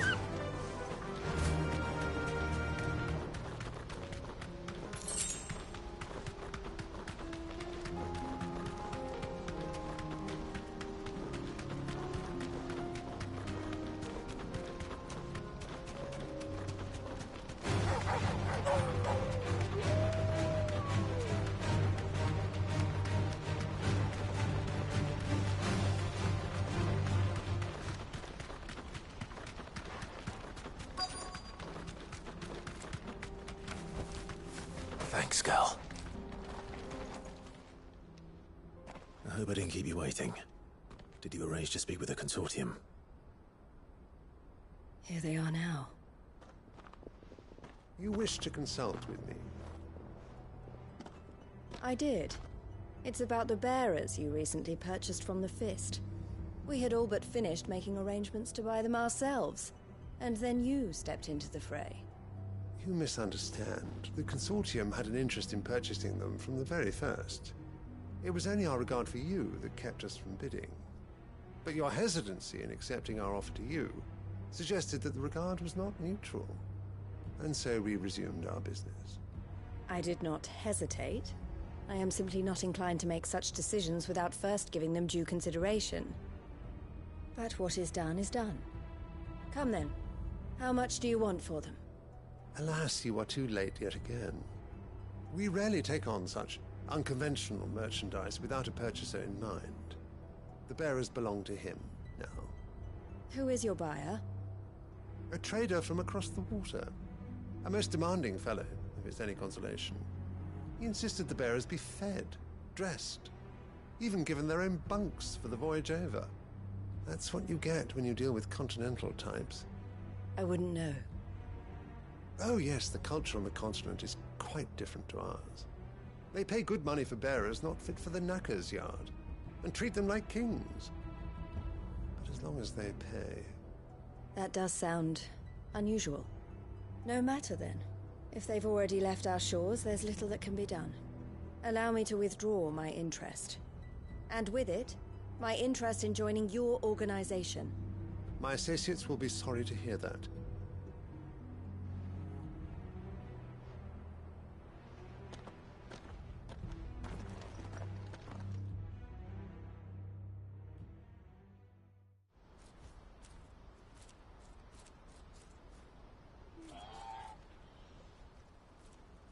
I'm sorry you weren't able to save them. As am I. But I only have myself to blame.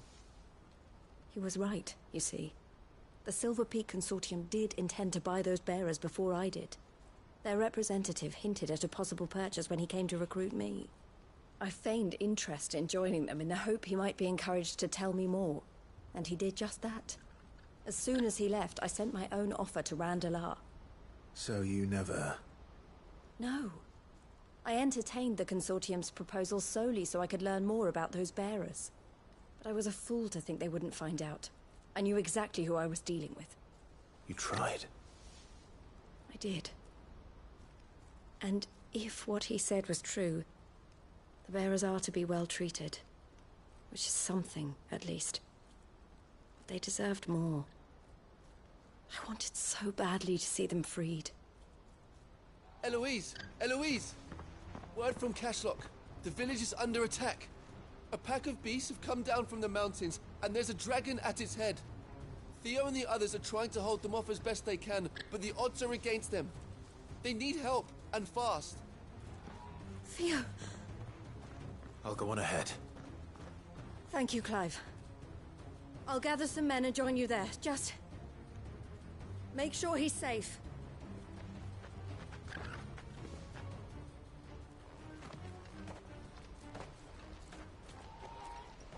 Hold on, Theo. I'm coming.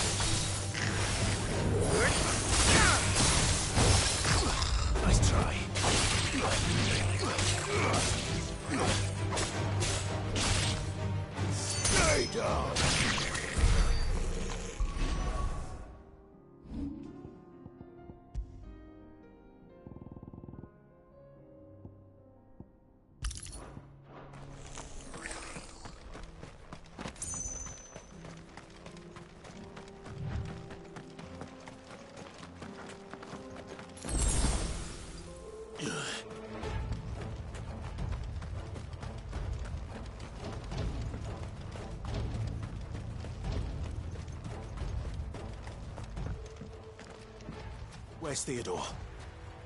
Upriver! He led the dragon that way to keep it from the village, but the whole area's flooded with ether. We just have to pray he makes it out in one piece. I can do better than that. Torgal, with me.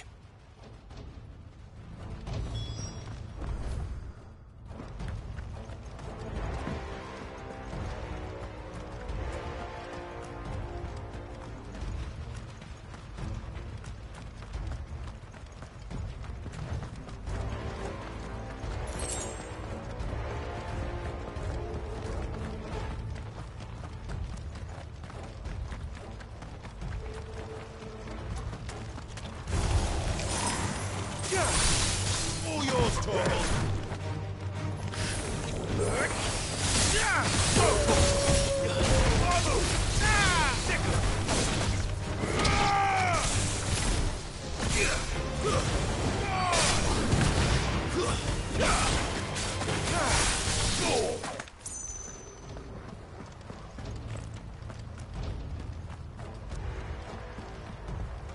Where are you, Theo?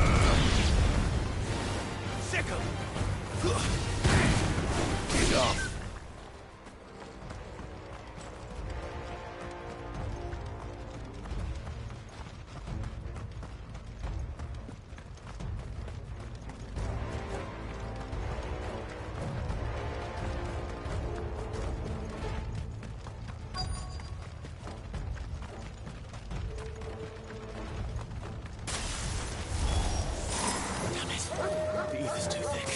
These creatures have already turned.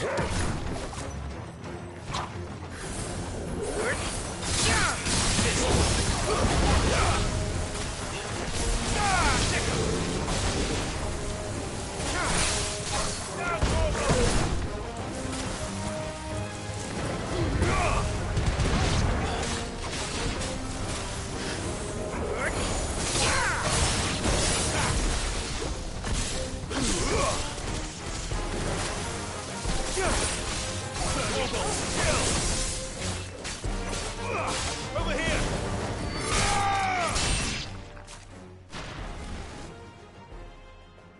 I can't waste any more time. I need to find Theodore before that dragon does.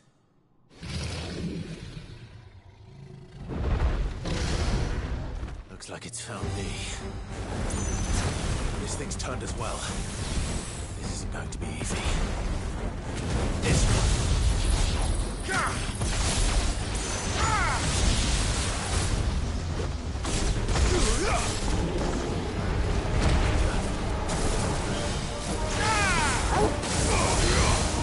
This one.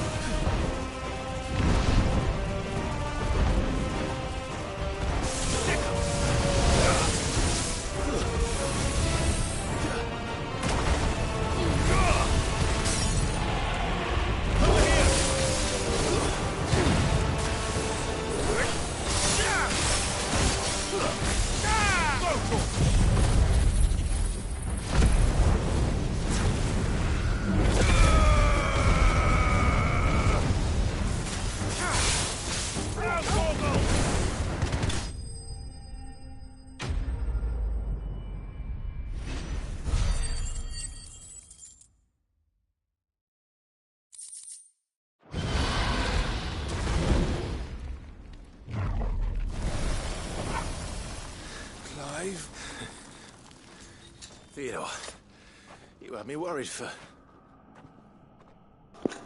No. No. We have to get you out of here.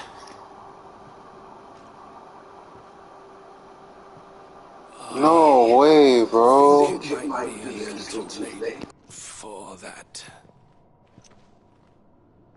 Bearer or no, there's only so much ether a man can take, and that Drake just wouldn't let me leave. You have my thanks, Sid, for finishing what I could not. For keeping Elle's dream. Theodore.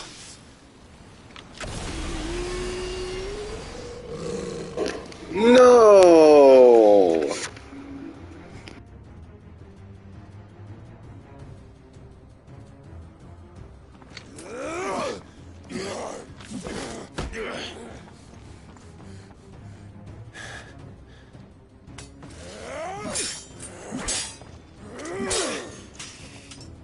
Don't make me do this.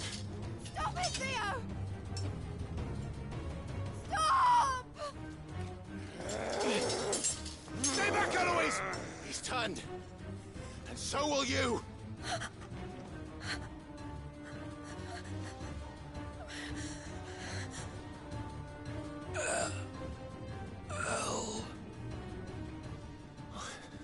Theodore.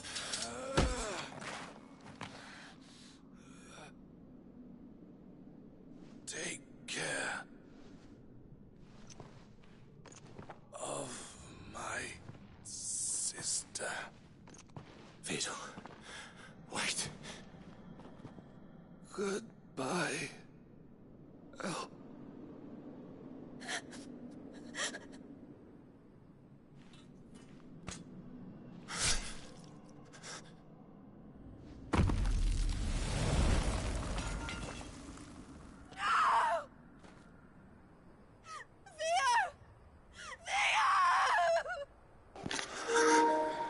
No way, man. Wow.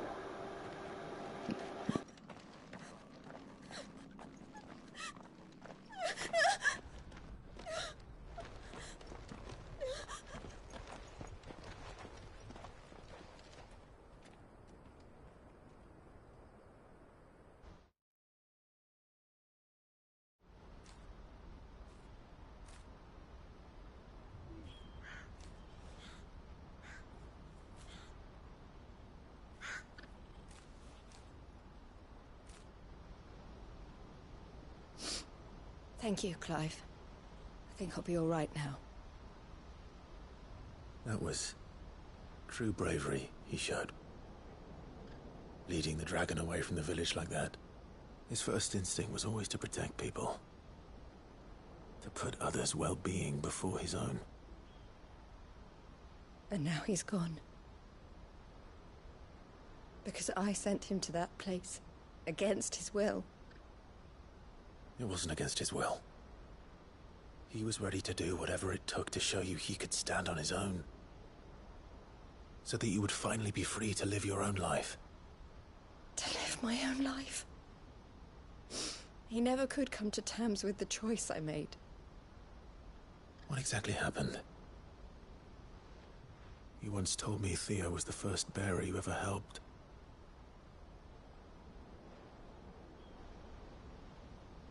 We grew up in Canva. We were born to one of the great trading houses. And I was chosen to inherit the family business. I had my father's head for figures, you see. Theo did not. While I studied the art of commerce, he played at soldiers instead. A late bloomer, in more ways than one. For unlike most bearers, it wasn't until his 15th summer that his powers awakened. My parents tried to drive him out of the house and into the care of the constables. But before they could, I took him into mine. Theo told me something else. He clearly admired your devotion to the cause of freeing others like him from slavery. But he said you deserved a better life than this. He wanted to free you from what he called your bonds, just as you freed him from his. I would be lying if I said I had not wondered from time to time how much easier my life might have been if I had allowed Theo to be taken and devoted myself to the family business instead.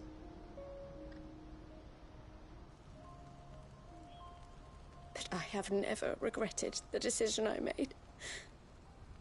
Being with my brother meant more to me than tradition or reputation. I only had to look at him to remind myself of that night and the choice I made, and the fact that I would make the same choice again in a heartbeat.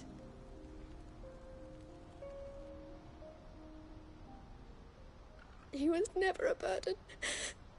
How could he even think that? If anything, I was the one who weighed him down. You weren't, Eloise. He said it himself, that he had always been grateful to you for saving him, and that he wanted to repay you by letting you live the life you were denied. Neither you nor Theo weighed each other down. You loved one another.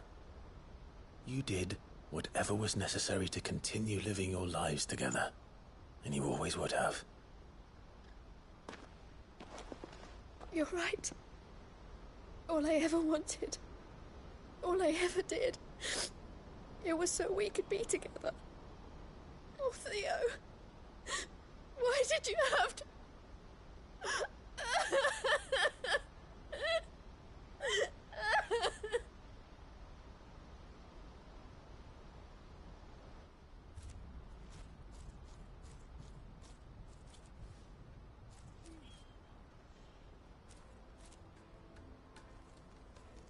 I know Theo wanted me to move on, but I'm staying here at the Crimson Caravans to continue our work.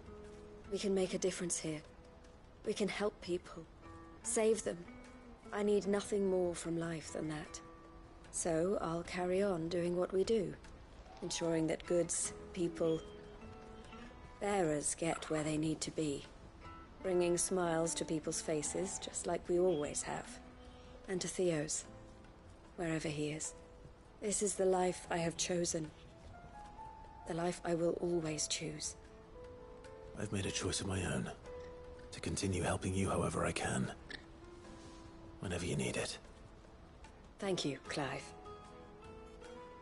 Let's go on together then. For Theodore.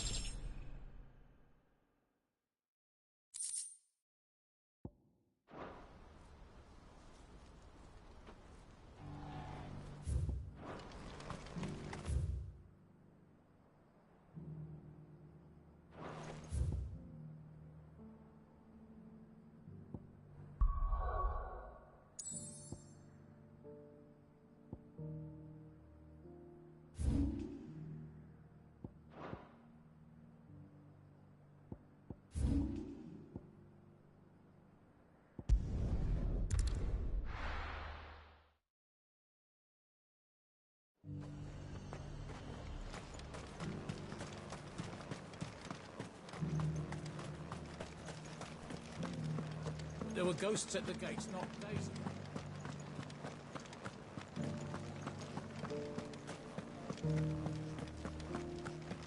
Those things I said before.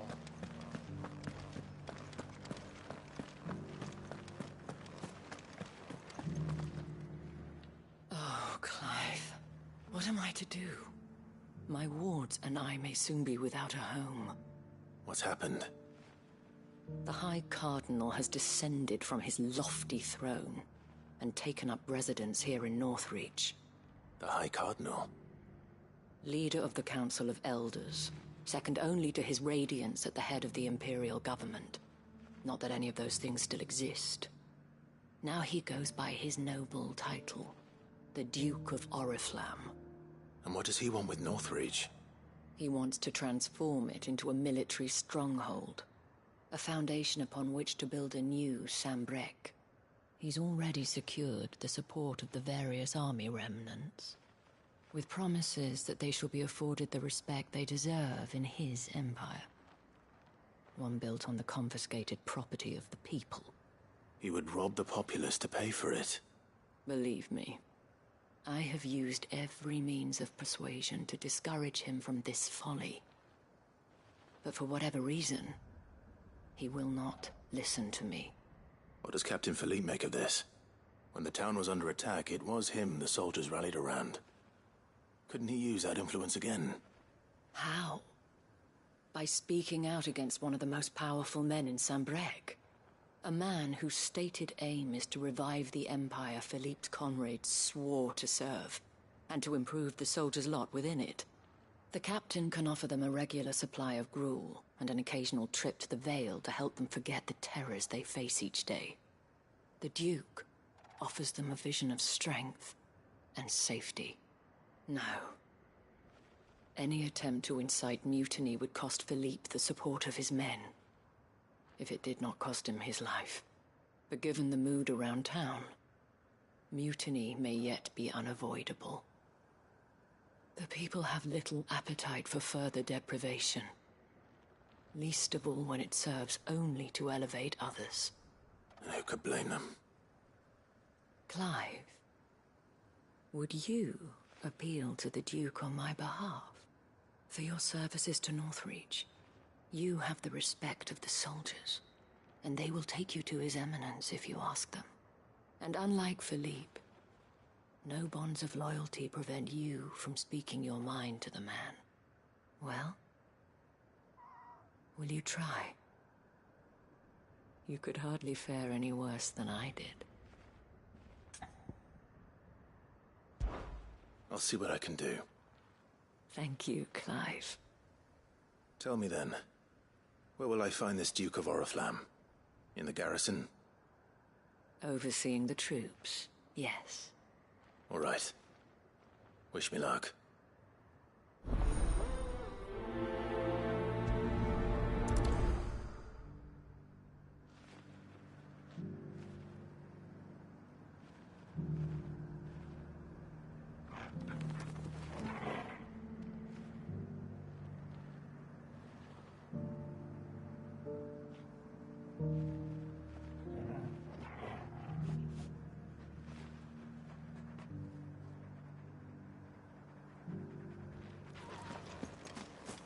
I may have met this Duke before, at the Remembrance Ceremony. Let's hope I didn't make a strong impression.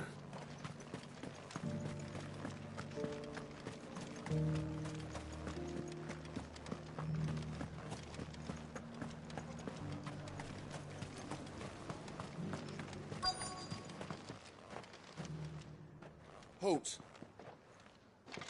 Oh, sorry about that. You're the dame's man, aren't you? You got some business with the captain? No, actually. With the Duke. I was hoping I might be able to speak with him. We're under orders not to let any civilians pass. But you should be all right. His Eminence has heard all about you and your heroics. Wait here. I'll go and ask.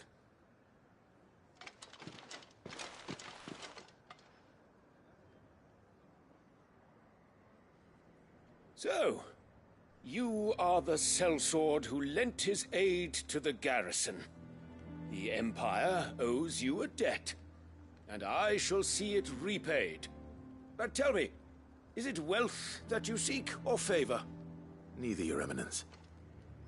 I thought only to inquire about your plan to turn Northreach into a stronghold. Ah, I see.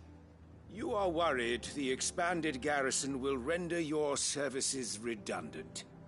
Yet you needn't be.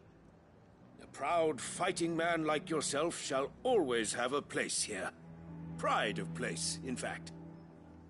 For too long has the contribution of the noble soldier been under-reckoned. But no more.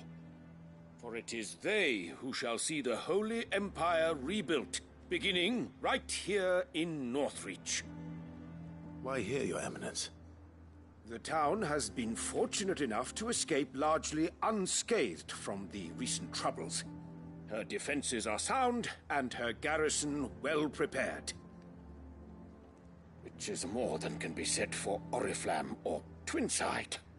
The Empire wants for a capital, and I believe Northreach to be the perfect place. With Caer Norvent as her citadel. Once we have seen to the refortification of both the town and the castle, we need only build a wall around both to create a city that would be the envy of the twins.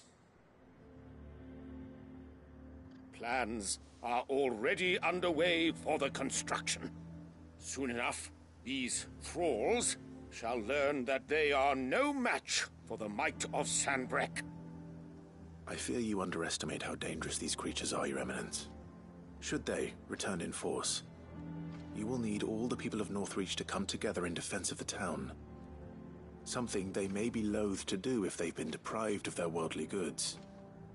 The people will do as their leaders command. If Sanbreque is to be rebuilt, she will require a functioning government. One whose authority is beyond question. That is why this levy is necessary. So that any man who wishes to join the army might do so and be fed, outfitted, and paid as befits a defender of the Empire.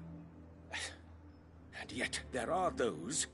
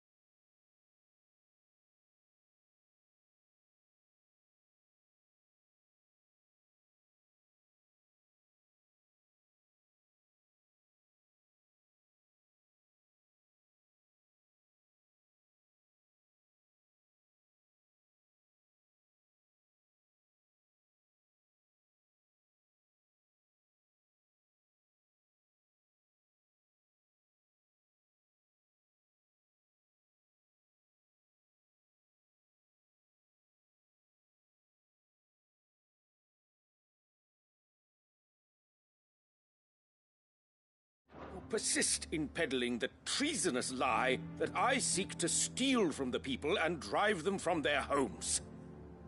I suspect they're afraid of losing what little they have left. Precisely. The common folk have little and less, and you mean to deprive them of even that? You would sow the seeds of your new empire in your own salted earth. Sabine, we have discussed this. Yes, and I told you then how putting the empire before her citizens would lead only to revolt. Without an empire, there are no citizens. And in yours, there will be only beggars. Is that what Griga wills for her people? Do not take her name in vain, Sabine. I'll come back later. A citizens' revolt. I wonder what the people really think of the Duke's plan. It wouldn't hurt to ask them, I suppose. Let's begin with those on the other side of the wall. As long as you remain, the veil will...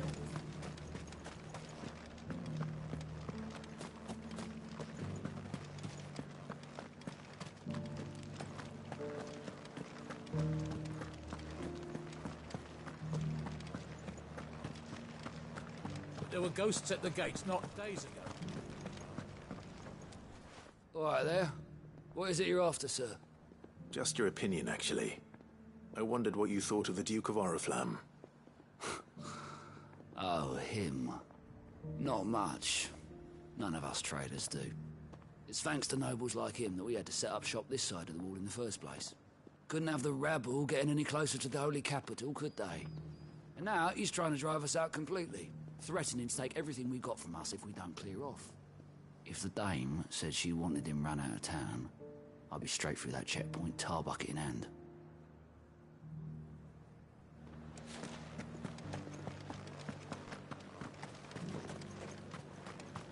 I got peppers to numb your tongue. I put fire in you. I've been hearing a lot of talk about a certain Duke. Nothing good, I'll wager. Going around acting like he owns the place. And with hardly a word to the dame. This is her town, not his. I take it you'd rather she was in charge. As far as I'm concerned, she still is. Just need his eminence to sod off back to Oriflamme. Why, you story?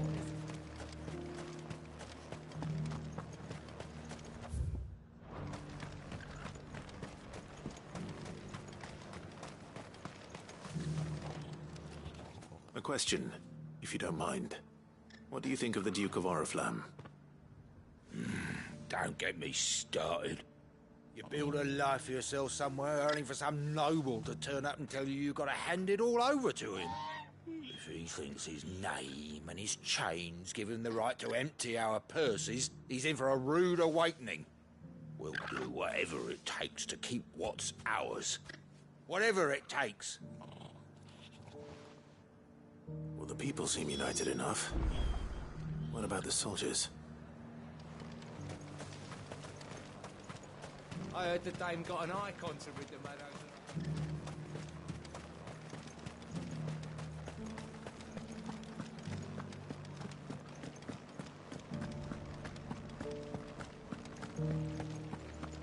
You needn't fret. Those things I said before.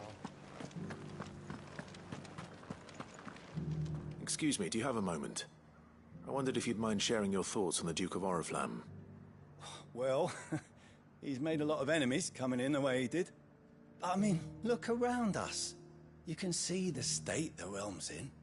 The traders might not like having the screws put on them, but if they volunteered a few more of their hard-earned gil before things got bad, maybe they wouldn't have to. I think the Duke's got a point when he says rebuilding the Empire's the best way of making sure we're all protected. And if that means people who don't know one end of a sword from another have to make way for those who do, well, that's just how it goes.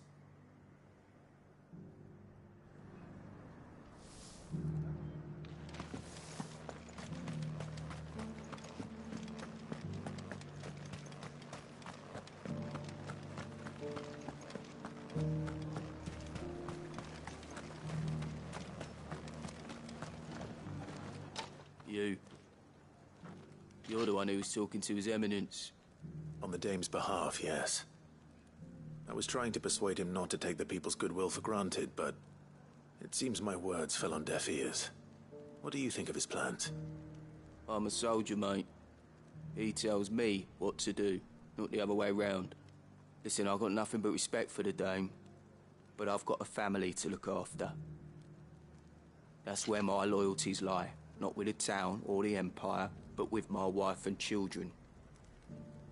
If the Duke can get us the men and the equipment we need to fight off those blue-skinned bastards, I don't care how he does it. I left everything. As long as you remain, the veil will see to you. Sabine, you are embarrassing me. I hear the Duke of Oriflamme plans to turn this town into some sort of fortress. Do you think that's a good idea? It's not for me to say. All I know is that unless the Emperor orders me otherwise, His Eminence's word is law. Look, no one likes all these taxes and tariffs, but empires don't come for free. Once Sanbreque is back on her feet, we'll all reap the benefits. Let's see what Philippe makes of all this.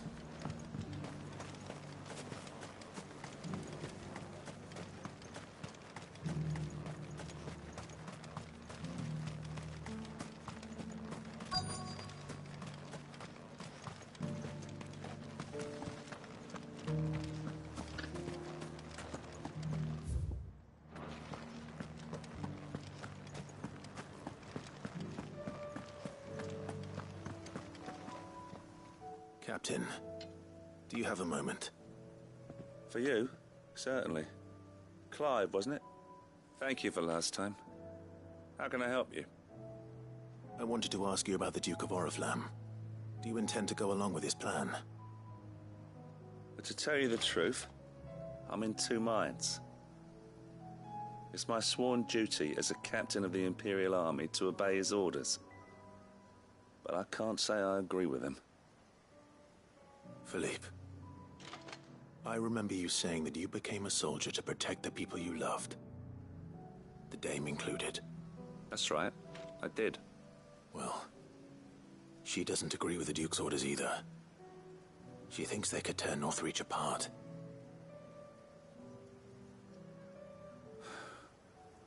And she's probably right. Thank you, Clive. I know what I need to do now. Protecting the people I love is what matters. Doesn't matter how. Well, duty calls, so I better go. Thanks again.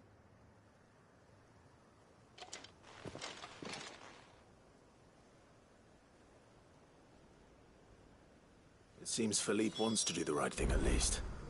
I expect Isabel will be pleased to hear that, if nothing else.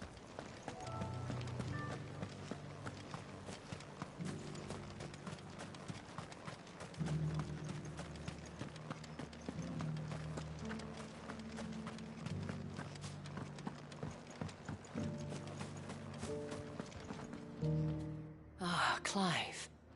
How did you fare? Were you able to speak with the Duke? I was, but...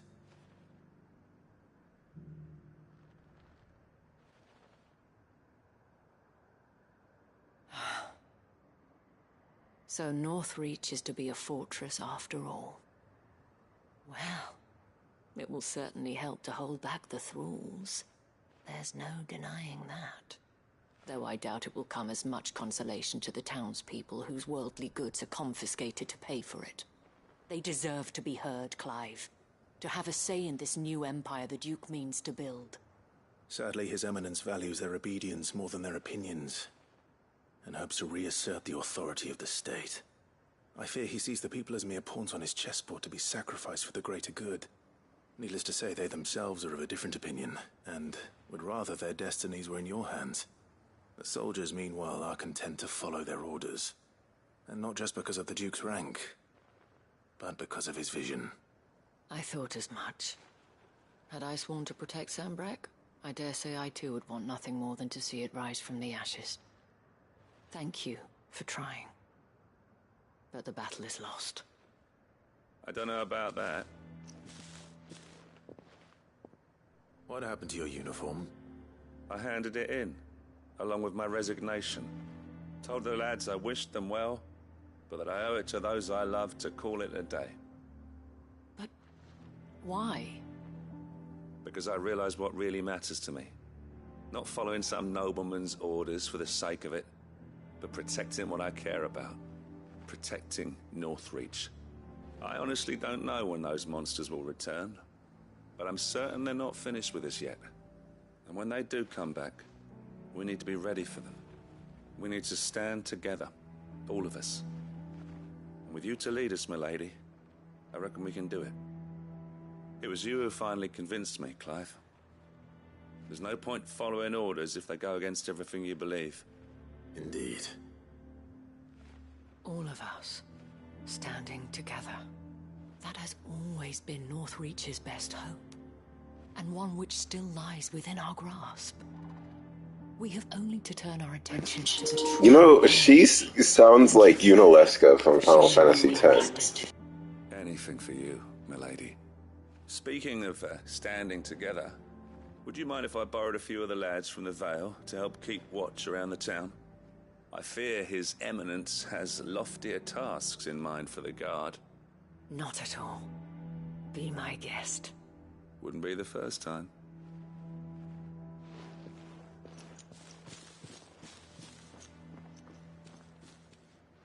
There may be hope for Northreach yet.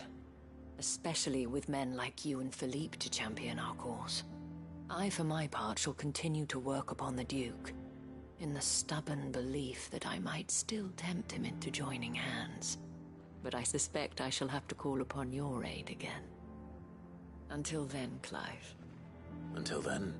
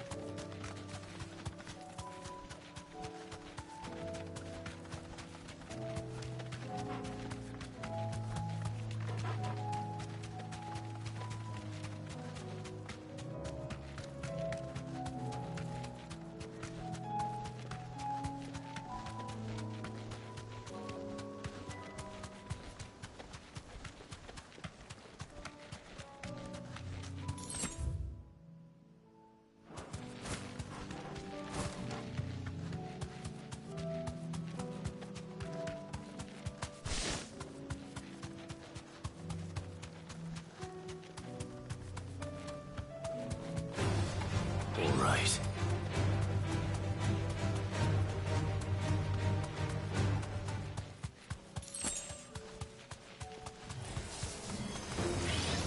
You deserve a rest.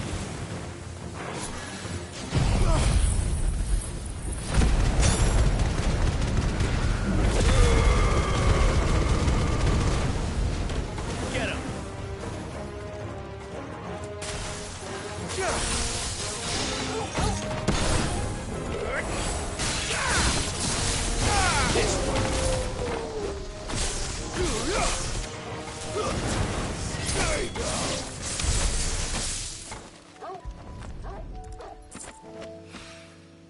That's all of them.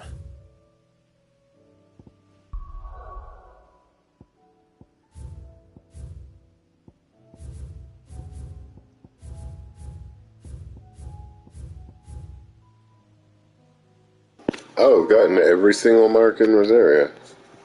It looks like there's not going to be any more. Interesting.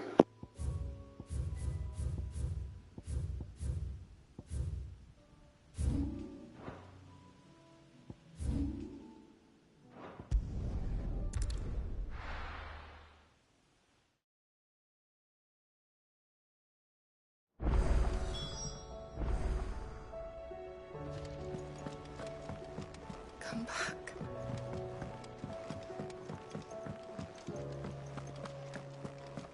Oh, don't tell me we've run out of papio nuts and all. Ah, the man himself. We were just about to make a start on that sword I promised you. It's funny, but none of this would have been possible without your help. You remember Camille? We'll be using his leather work for the grip. The steel, meanwhile, will be tempered in a fire, burning the cinders you charmed out of old Zoltan here. And that whetstone from the Outer Isles, that'll be what gives the blade its edge. And the final flourish will be my talented colleagues' engraving. A team effort led by the greatest blacksmith alive. Now, save that talk till the thing's finished, yeah? Right. I'm ready if you are. To the bellows it is, then.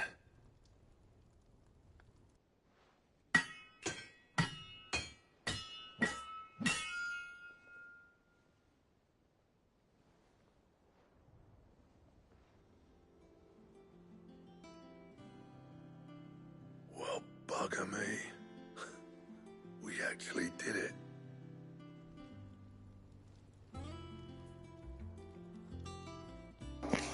That looks pretty cool. But it definitely could have looked cooler. Ragnarok. It's quite something. I trust you'll take good care of it.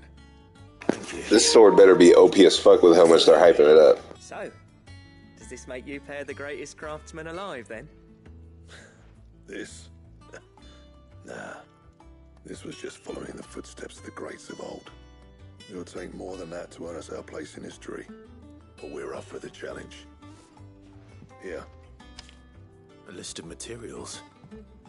Zoltan and I got talking on the long road back from Dravost. We reckon with those items there, we could craft something even better than the Ragnarok. Oh, they're saying they're gonna make a better sword for me later. Okay. So this sword's gonna be weak. You leave this list with me. I was hoping you'd say that. One legend at a time, eh, lads? Before you start on the next, who fancies raising a cup to friendship reforged? Good idea. No more drinking to forget my past. It's about time I had something to celebrate. Then tap the kegs! Vulcan's boys are on their way!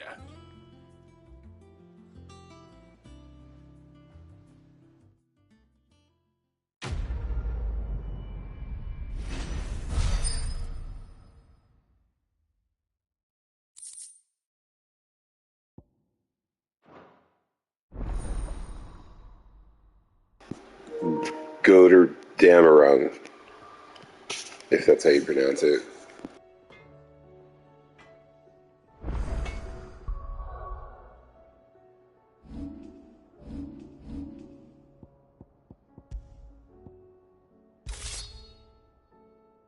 So it's a little bit better, but it's not that much better.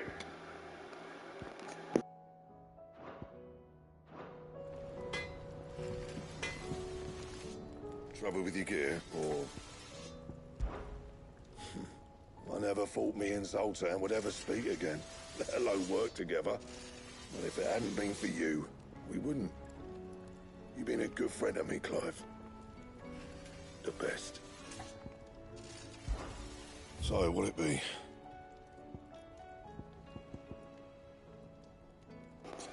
This one's a bit better, too. But it still doesn't seem too much more powerful. And goddamn, it requires a lot of materials.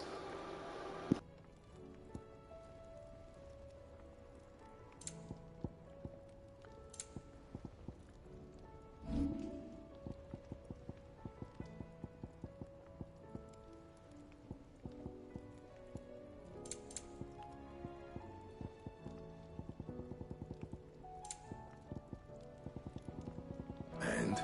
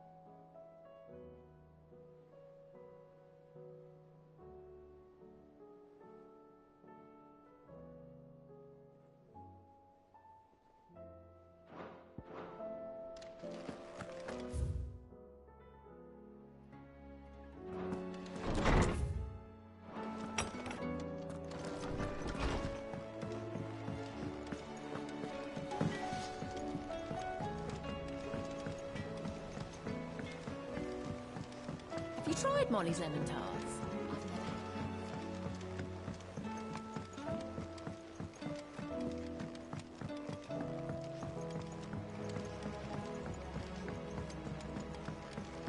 Canva lost. We can. Miss, can we read Miss Editor's story for our lesson today?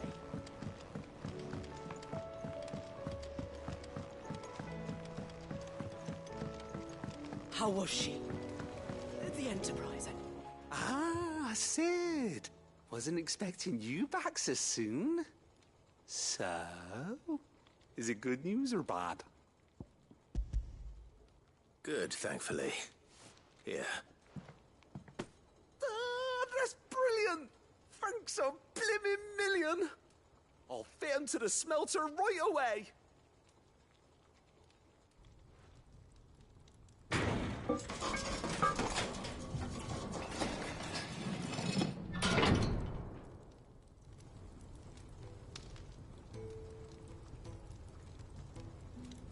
May I present to you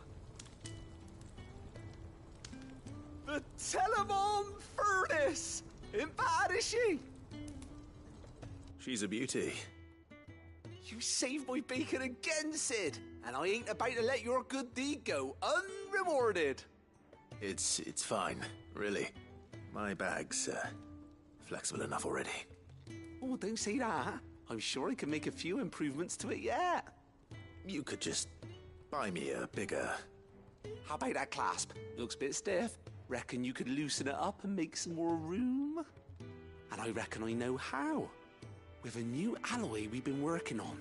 The Telemon Furnace was just what we needed to perfect it. It's a metal, see?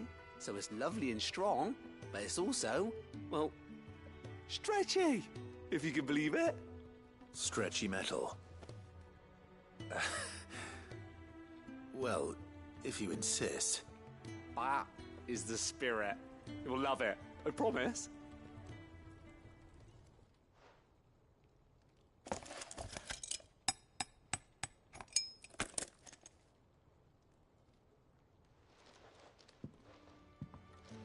So, what do you reckon? It's actually quite ingenious. Thank you, Owain. Shh, don't mention it. You earned it. And I wanted to get some practice in using that metal anyway. Reckon we'll have all kinds of uses for it around the hideaway. Can't think of any right now, but that's our job, innit? Dreaming up new ways to make life easier around here. Maybe even out there, too. One day, the whole world's gonna know about the inventions you've helped us put together. That bag of yours will be the first of many. You mark my words. They'll hardly believe their eyes, I'm sure.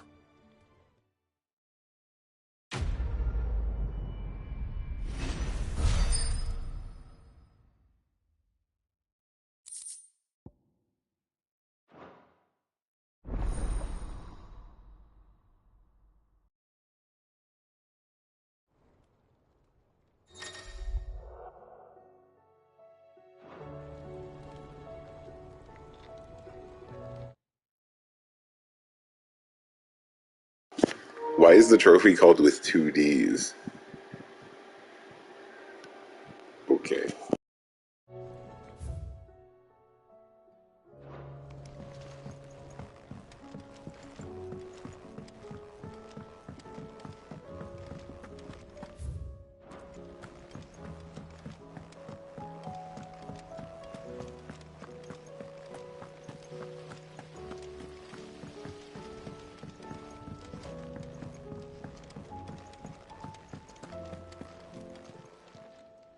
Oh, I wasn't expecting you back so.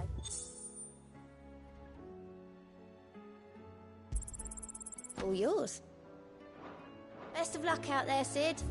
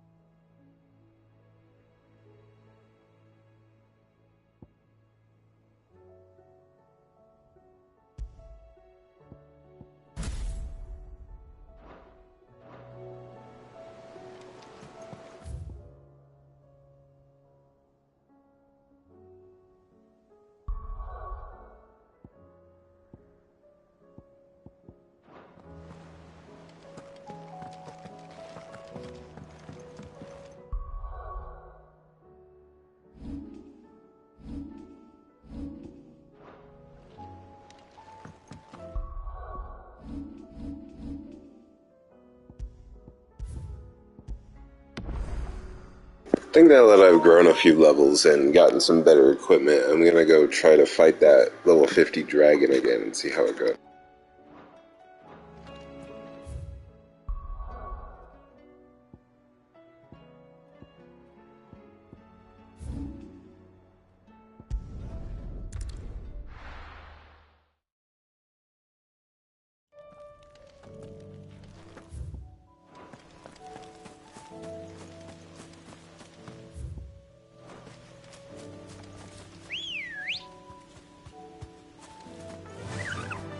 Fly, Ambrosia.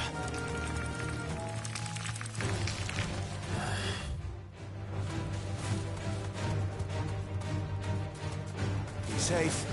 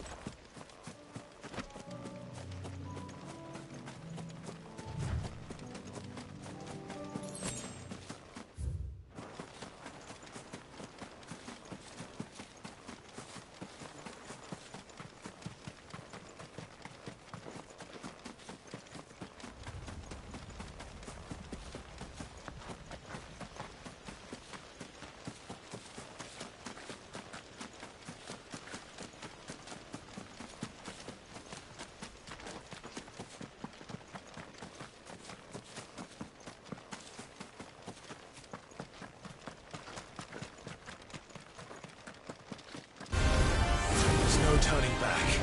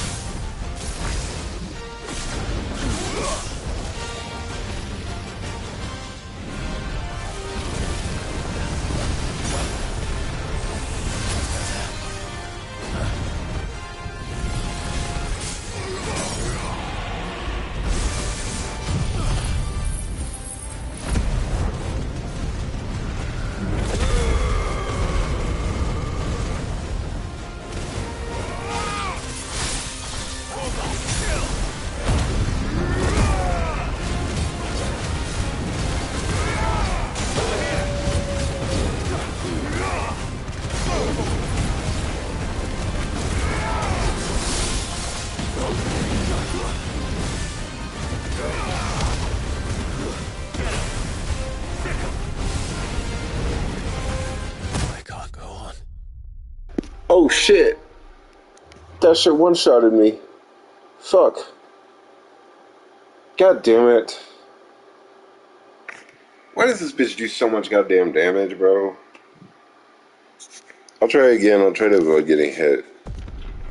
I got pretty far. I got him below half health.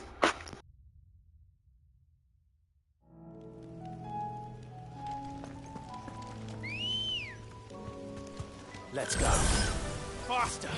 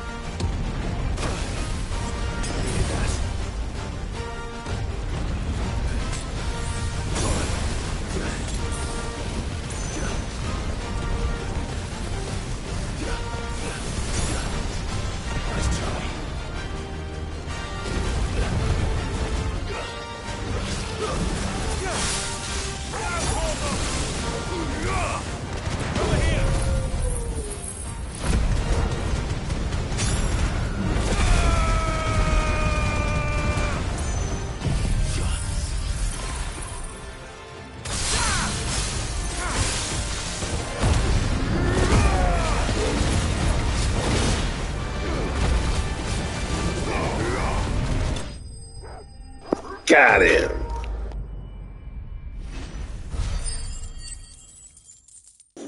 Damn, that's a lot of experience.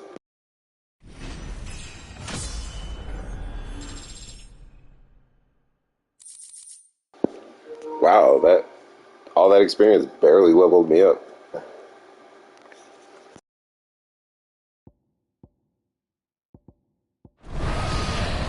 Definitely not to be trifled with.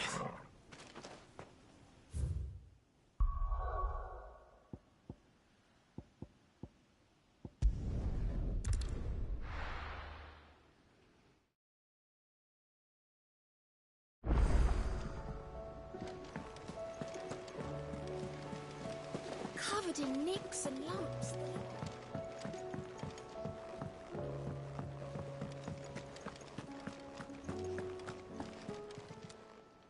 Welcome to the Patron's Whisper. Is everything we've received and everything promised? Here you are. Come again. I may have more.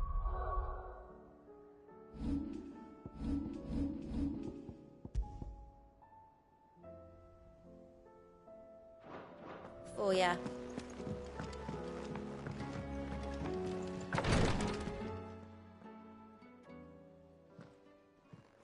How are you feeling, Joshua? Better than I was. But not nearly as well as you should be. Your cuts and burns may have healed, but your body still bears the burden of every spell cast. And what would you have had me do? It was no ordinary foe we faced. It was the Warden of Darkness. Yet still, it was not enough. The king could have ended me at any moment, but instead chose to toy with me like a curl does a mouse. You underestimate yourself. Oh, it was crystal clear. Only one man established his dominance that day, and that man was Barnabas. I'm sorry, brother. That was ill-spoken. It's just, I have never felt so powerless. And when so many are looking to us for strength, perhaps the prince feels the same.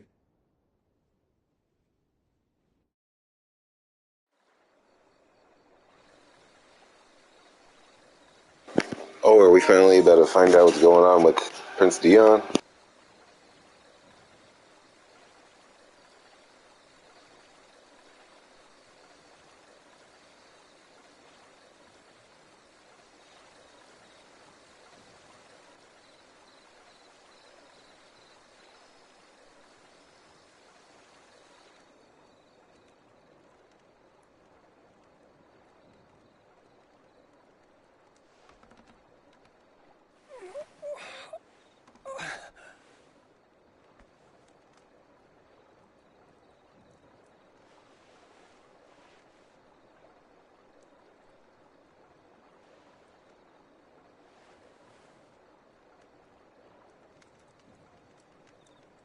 What is this place?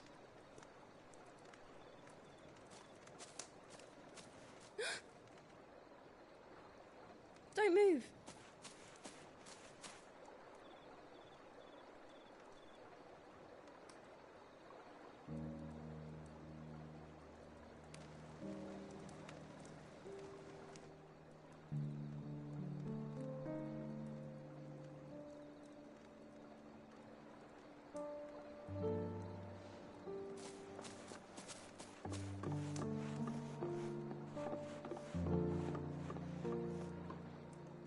Here, it's fresh from the well.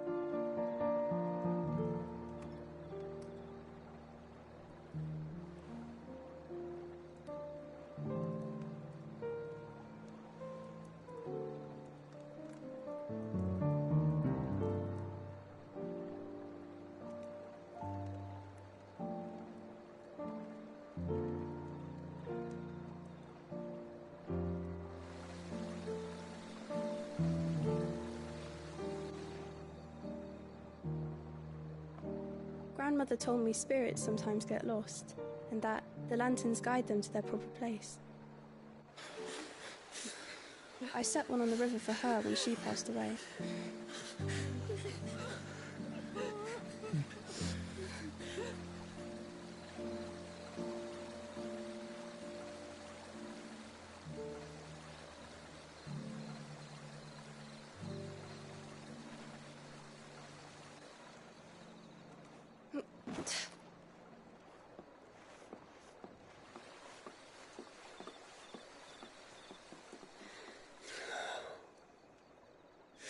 fiend works from the shadows. Was it you who guided my hand then, Ultima? No, not you. This is my doing, my fault, my sin to bear.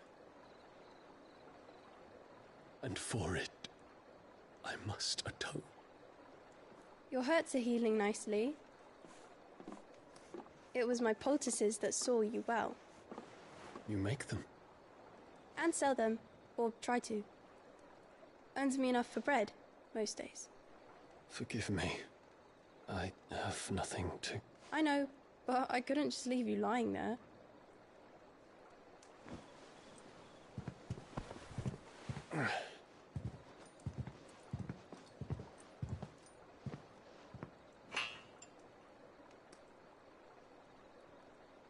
You're going then? Of course. I'm healed. Thanks to you and your poultices. Will you promise to come back and visit?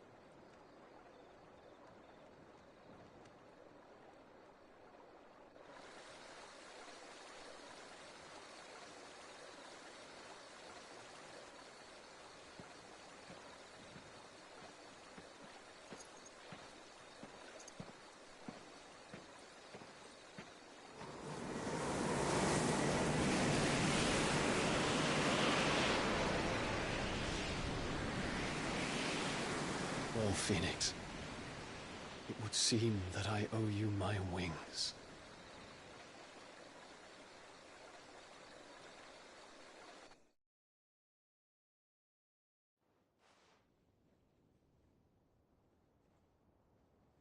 Perhaps he can find an answer. You will be returning to Waloed soon, I gather. I see no reason to wait. Then neither do I. I can think of a few, but I doubt they'll stop you. You will take your medicine. Of course, Lady Daya. Set on leaving already, are you?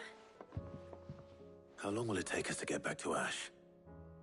Dunno, about the same amount of time it took us to get here. Maybe less, if your uncle can find someone trustworthy to patch up the Enterprise. All depends on where we're putting into port, mind. Yes. It's not as if we can put ashore wherever we choose. We have to assume that the whole of Ash is hostile, and that we'll be attacked on sight. Then we must find a place they won't think to look. And I have an idea who might know of one. The Professor! I'll go and tell you come in. While you're plotting our course, I'll be in the shelves with your lawsman. I wish to pick his brains about Ultima. Then I'll talk to Karen about supplies for the journey. They may not be easy to come by in Ash.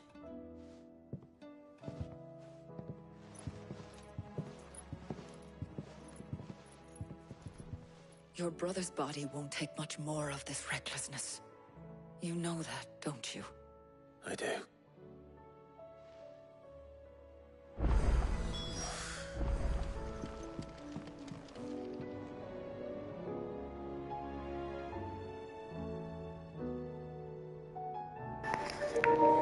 Well, at least I finally have a sword that fits the sheath properly.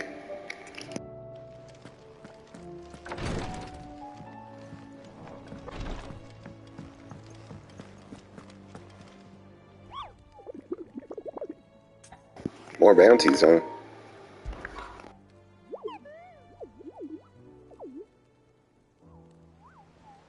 Through Orcish lands.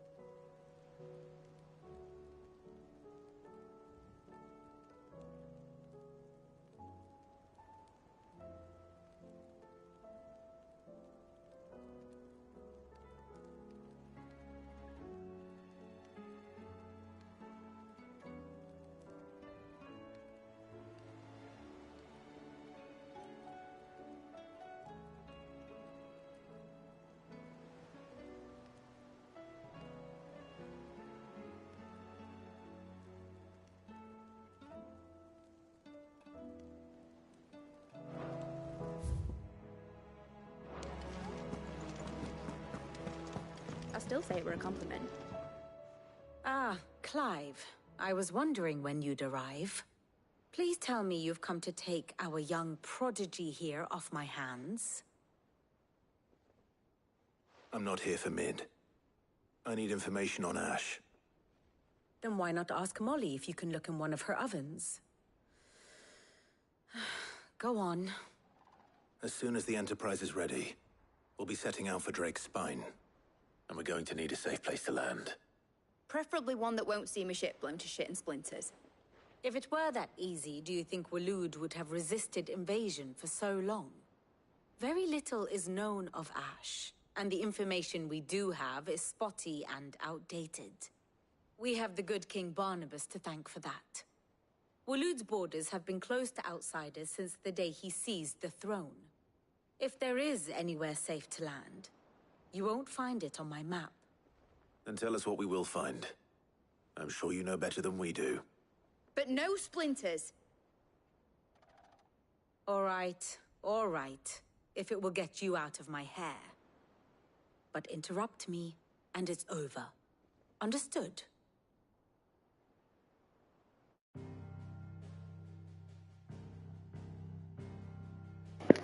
I gotta take a shit. Be right back.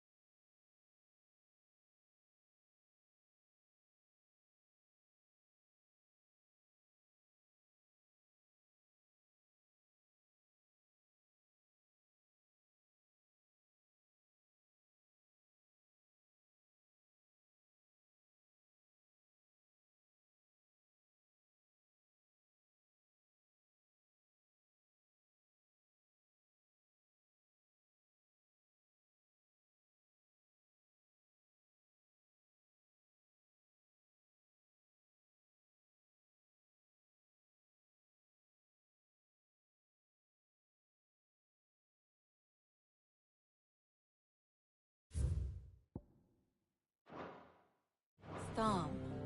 The one they call the Last King. Understand him, and you will understand the kingdom of Waloed. Barnabas was only a boy when he arrived from beyond the southern seas, and barely a man before he united the ragged tribes of Ash. And having unleashed them upon the formidable Veldemark, he set his throne upon the ancient kingdom's ruins.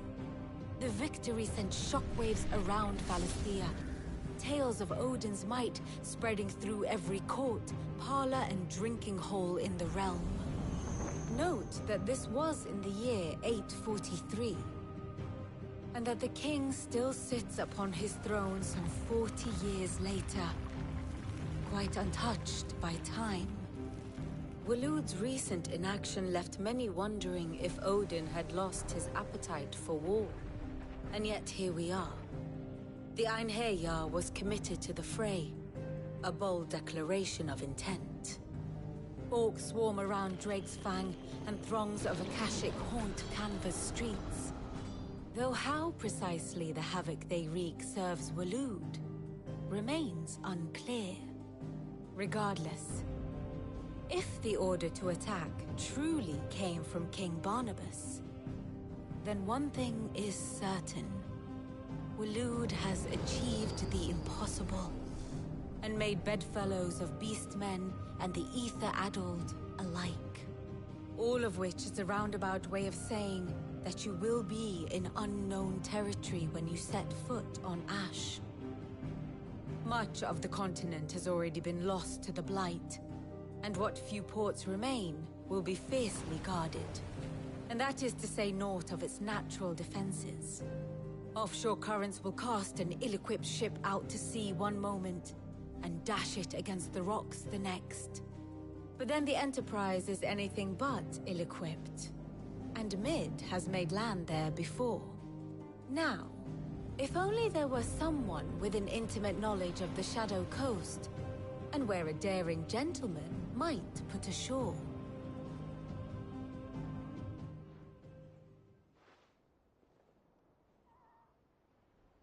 You see, Clive, you had the answer all along. Do you think you can get us back to that beach, Mid? Picked you up from it, didn't I? Not that it were easy. The currents were a right bastard. But then, if it wasn't hard, it wouldn't be worth doing, would it? Well said. Thank you, Lady Vivian.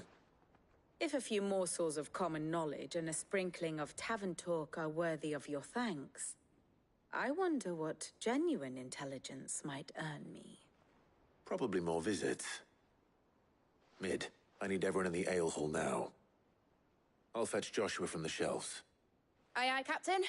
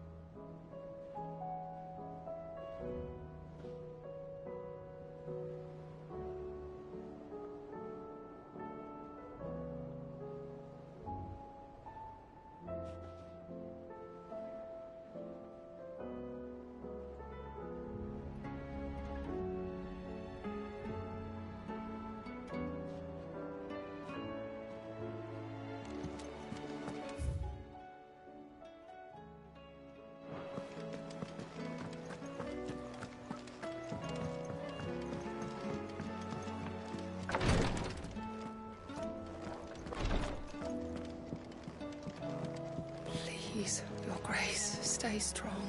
Ah, my Lord Marquis. It was the greatest honor of my life.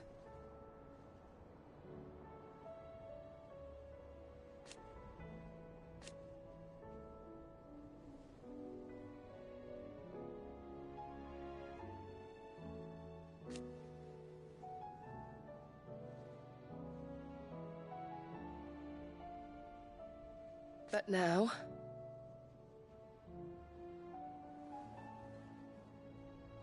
so I bid you.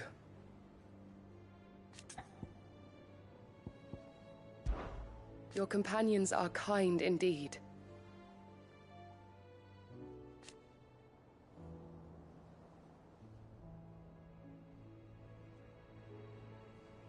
I must admit,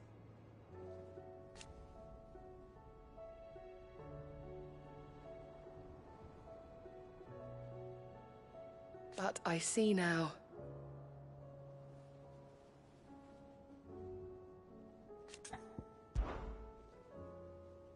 Yote, is anything the matter?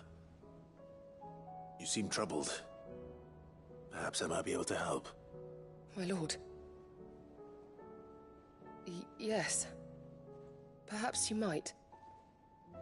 It's your brother. His condition continues to worsen, though he does his best to hide it. The lesion on his chest pains him more with each passing day. I had feared as much. There are certain elixirs which can ease the suffering of those afflicted by the curse, but... But His Grace's case is severe.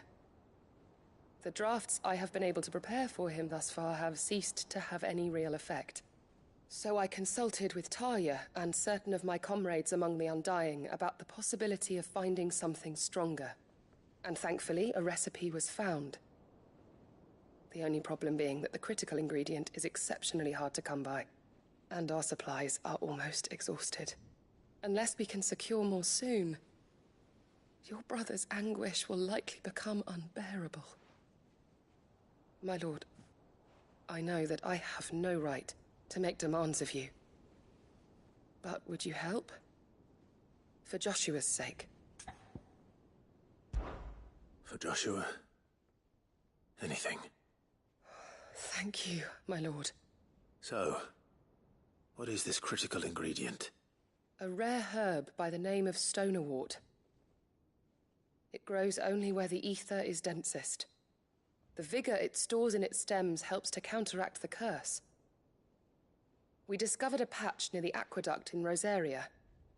But alas, yet more ether has erupted from the earth there recently, leaving the whole area flooded.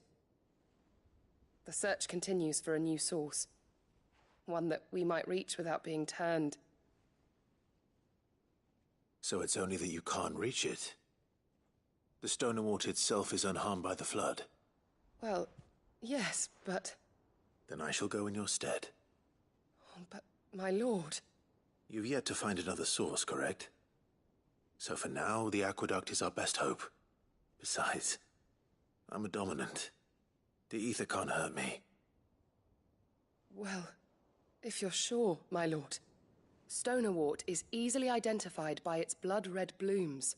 Search around the aqueduct, and you're sure to find some soon enough. I shall remain here and prepare the other ingredients.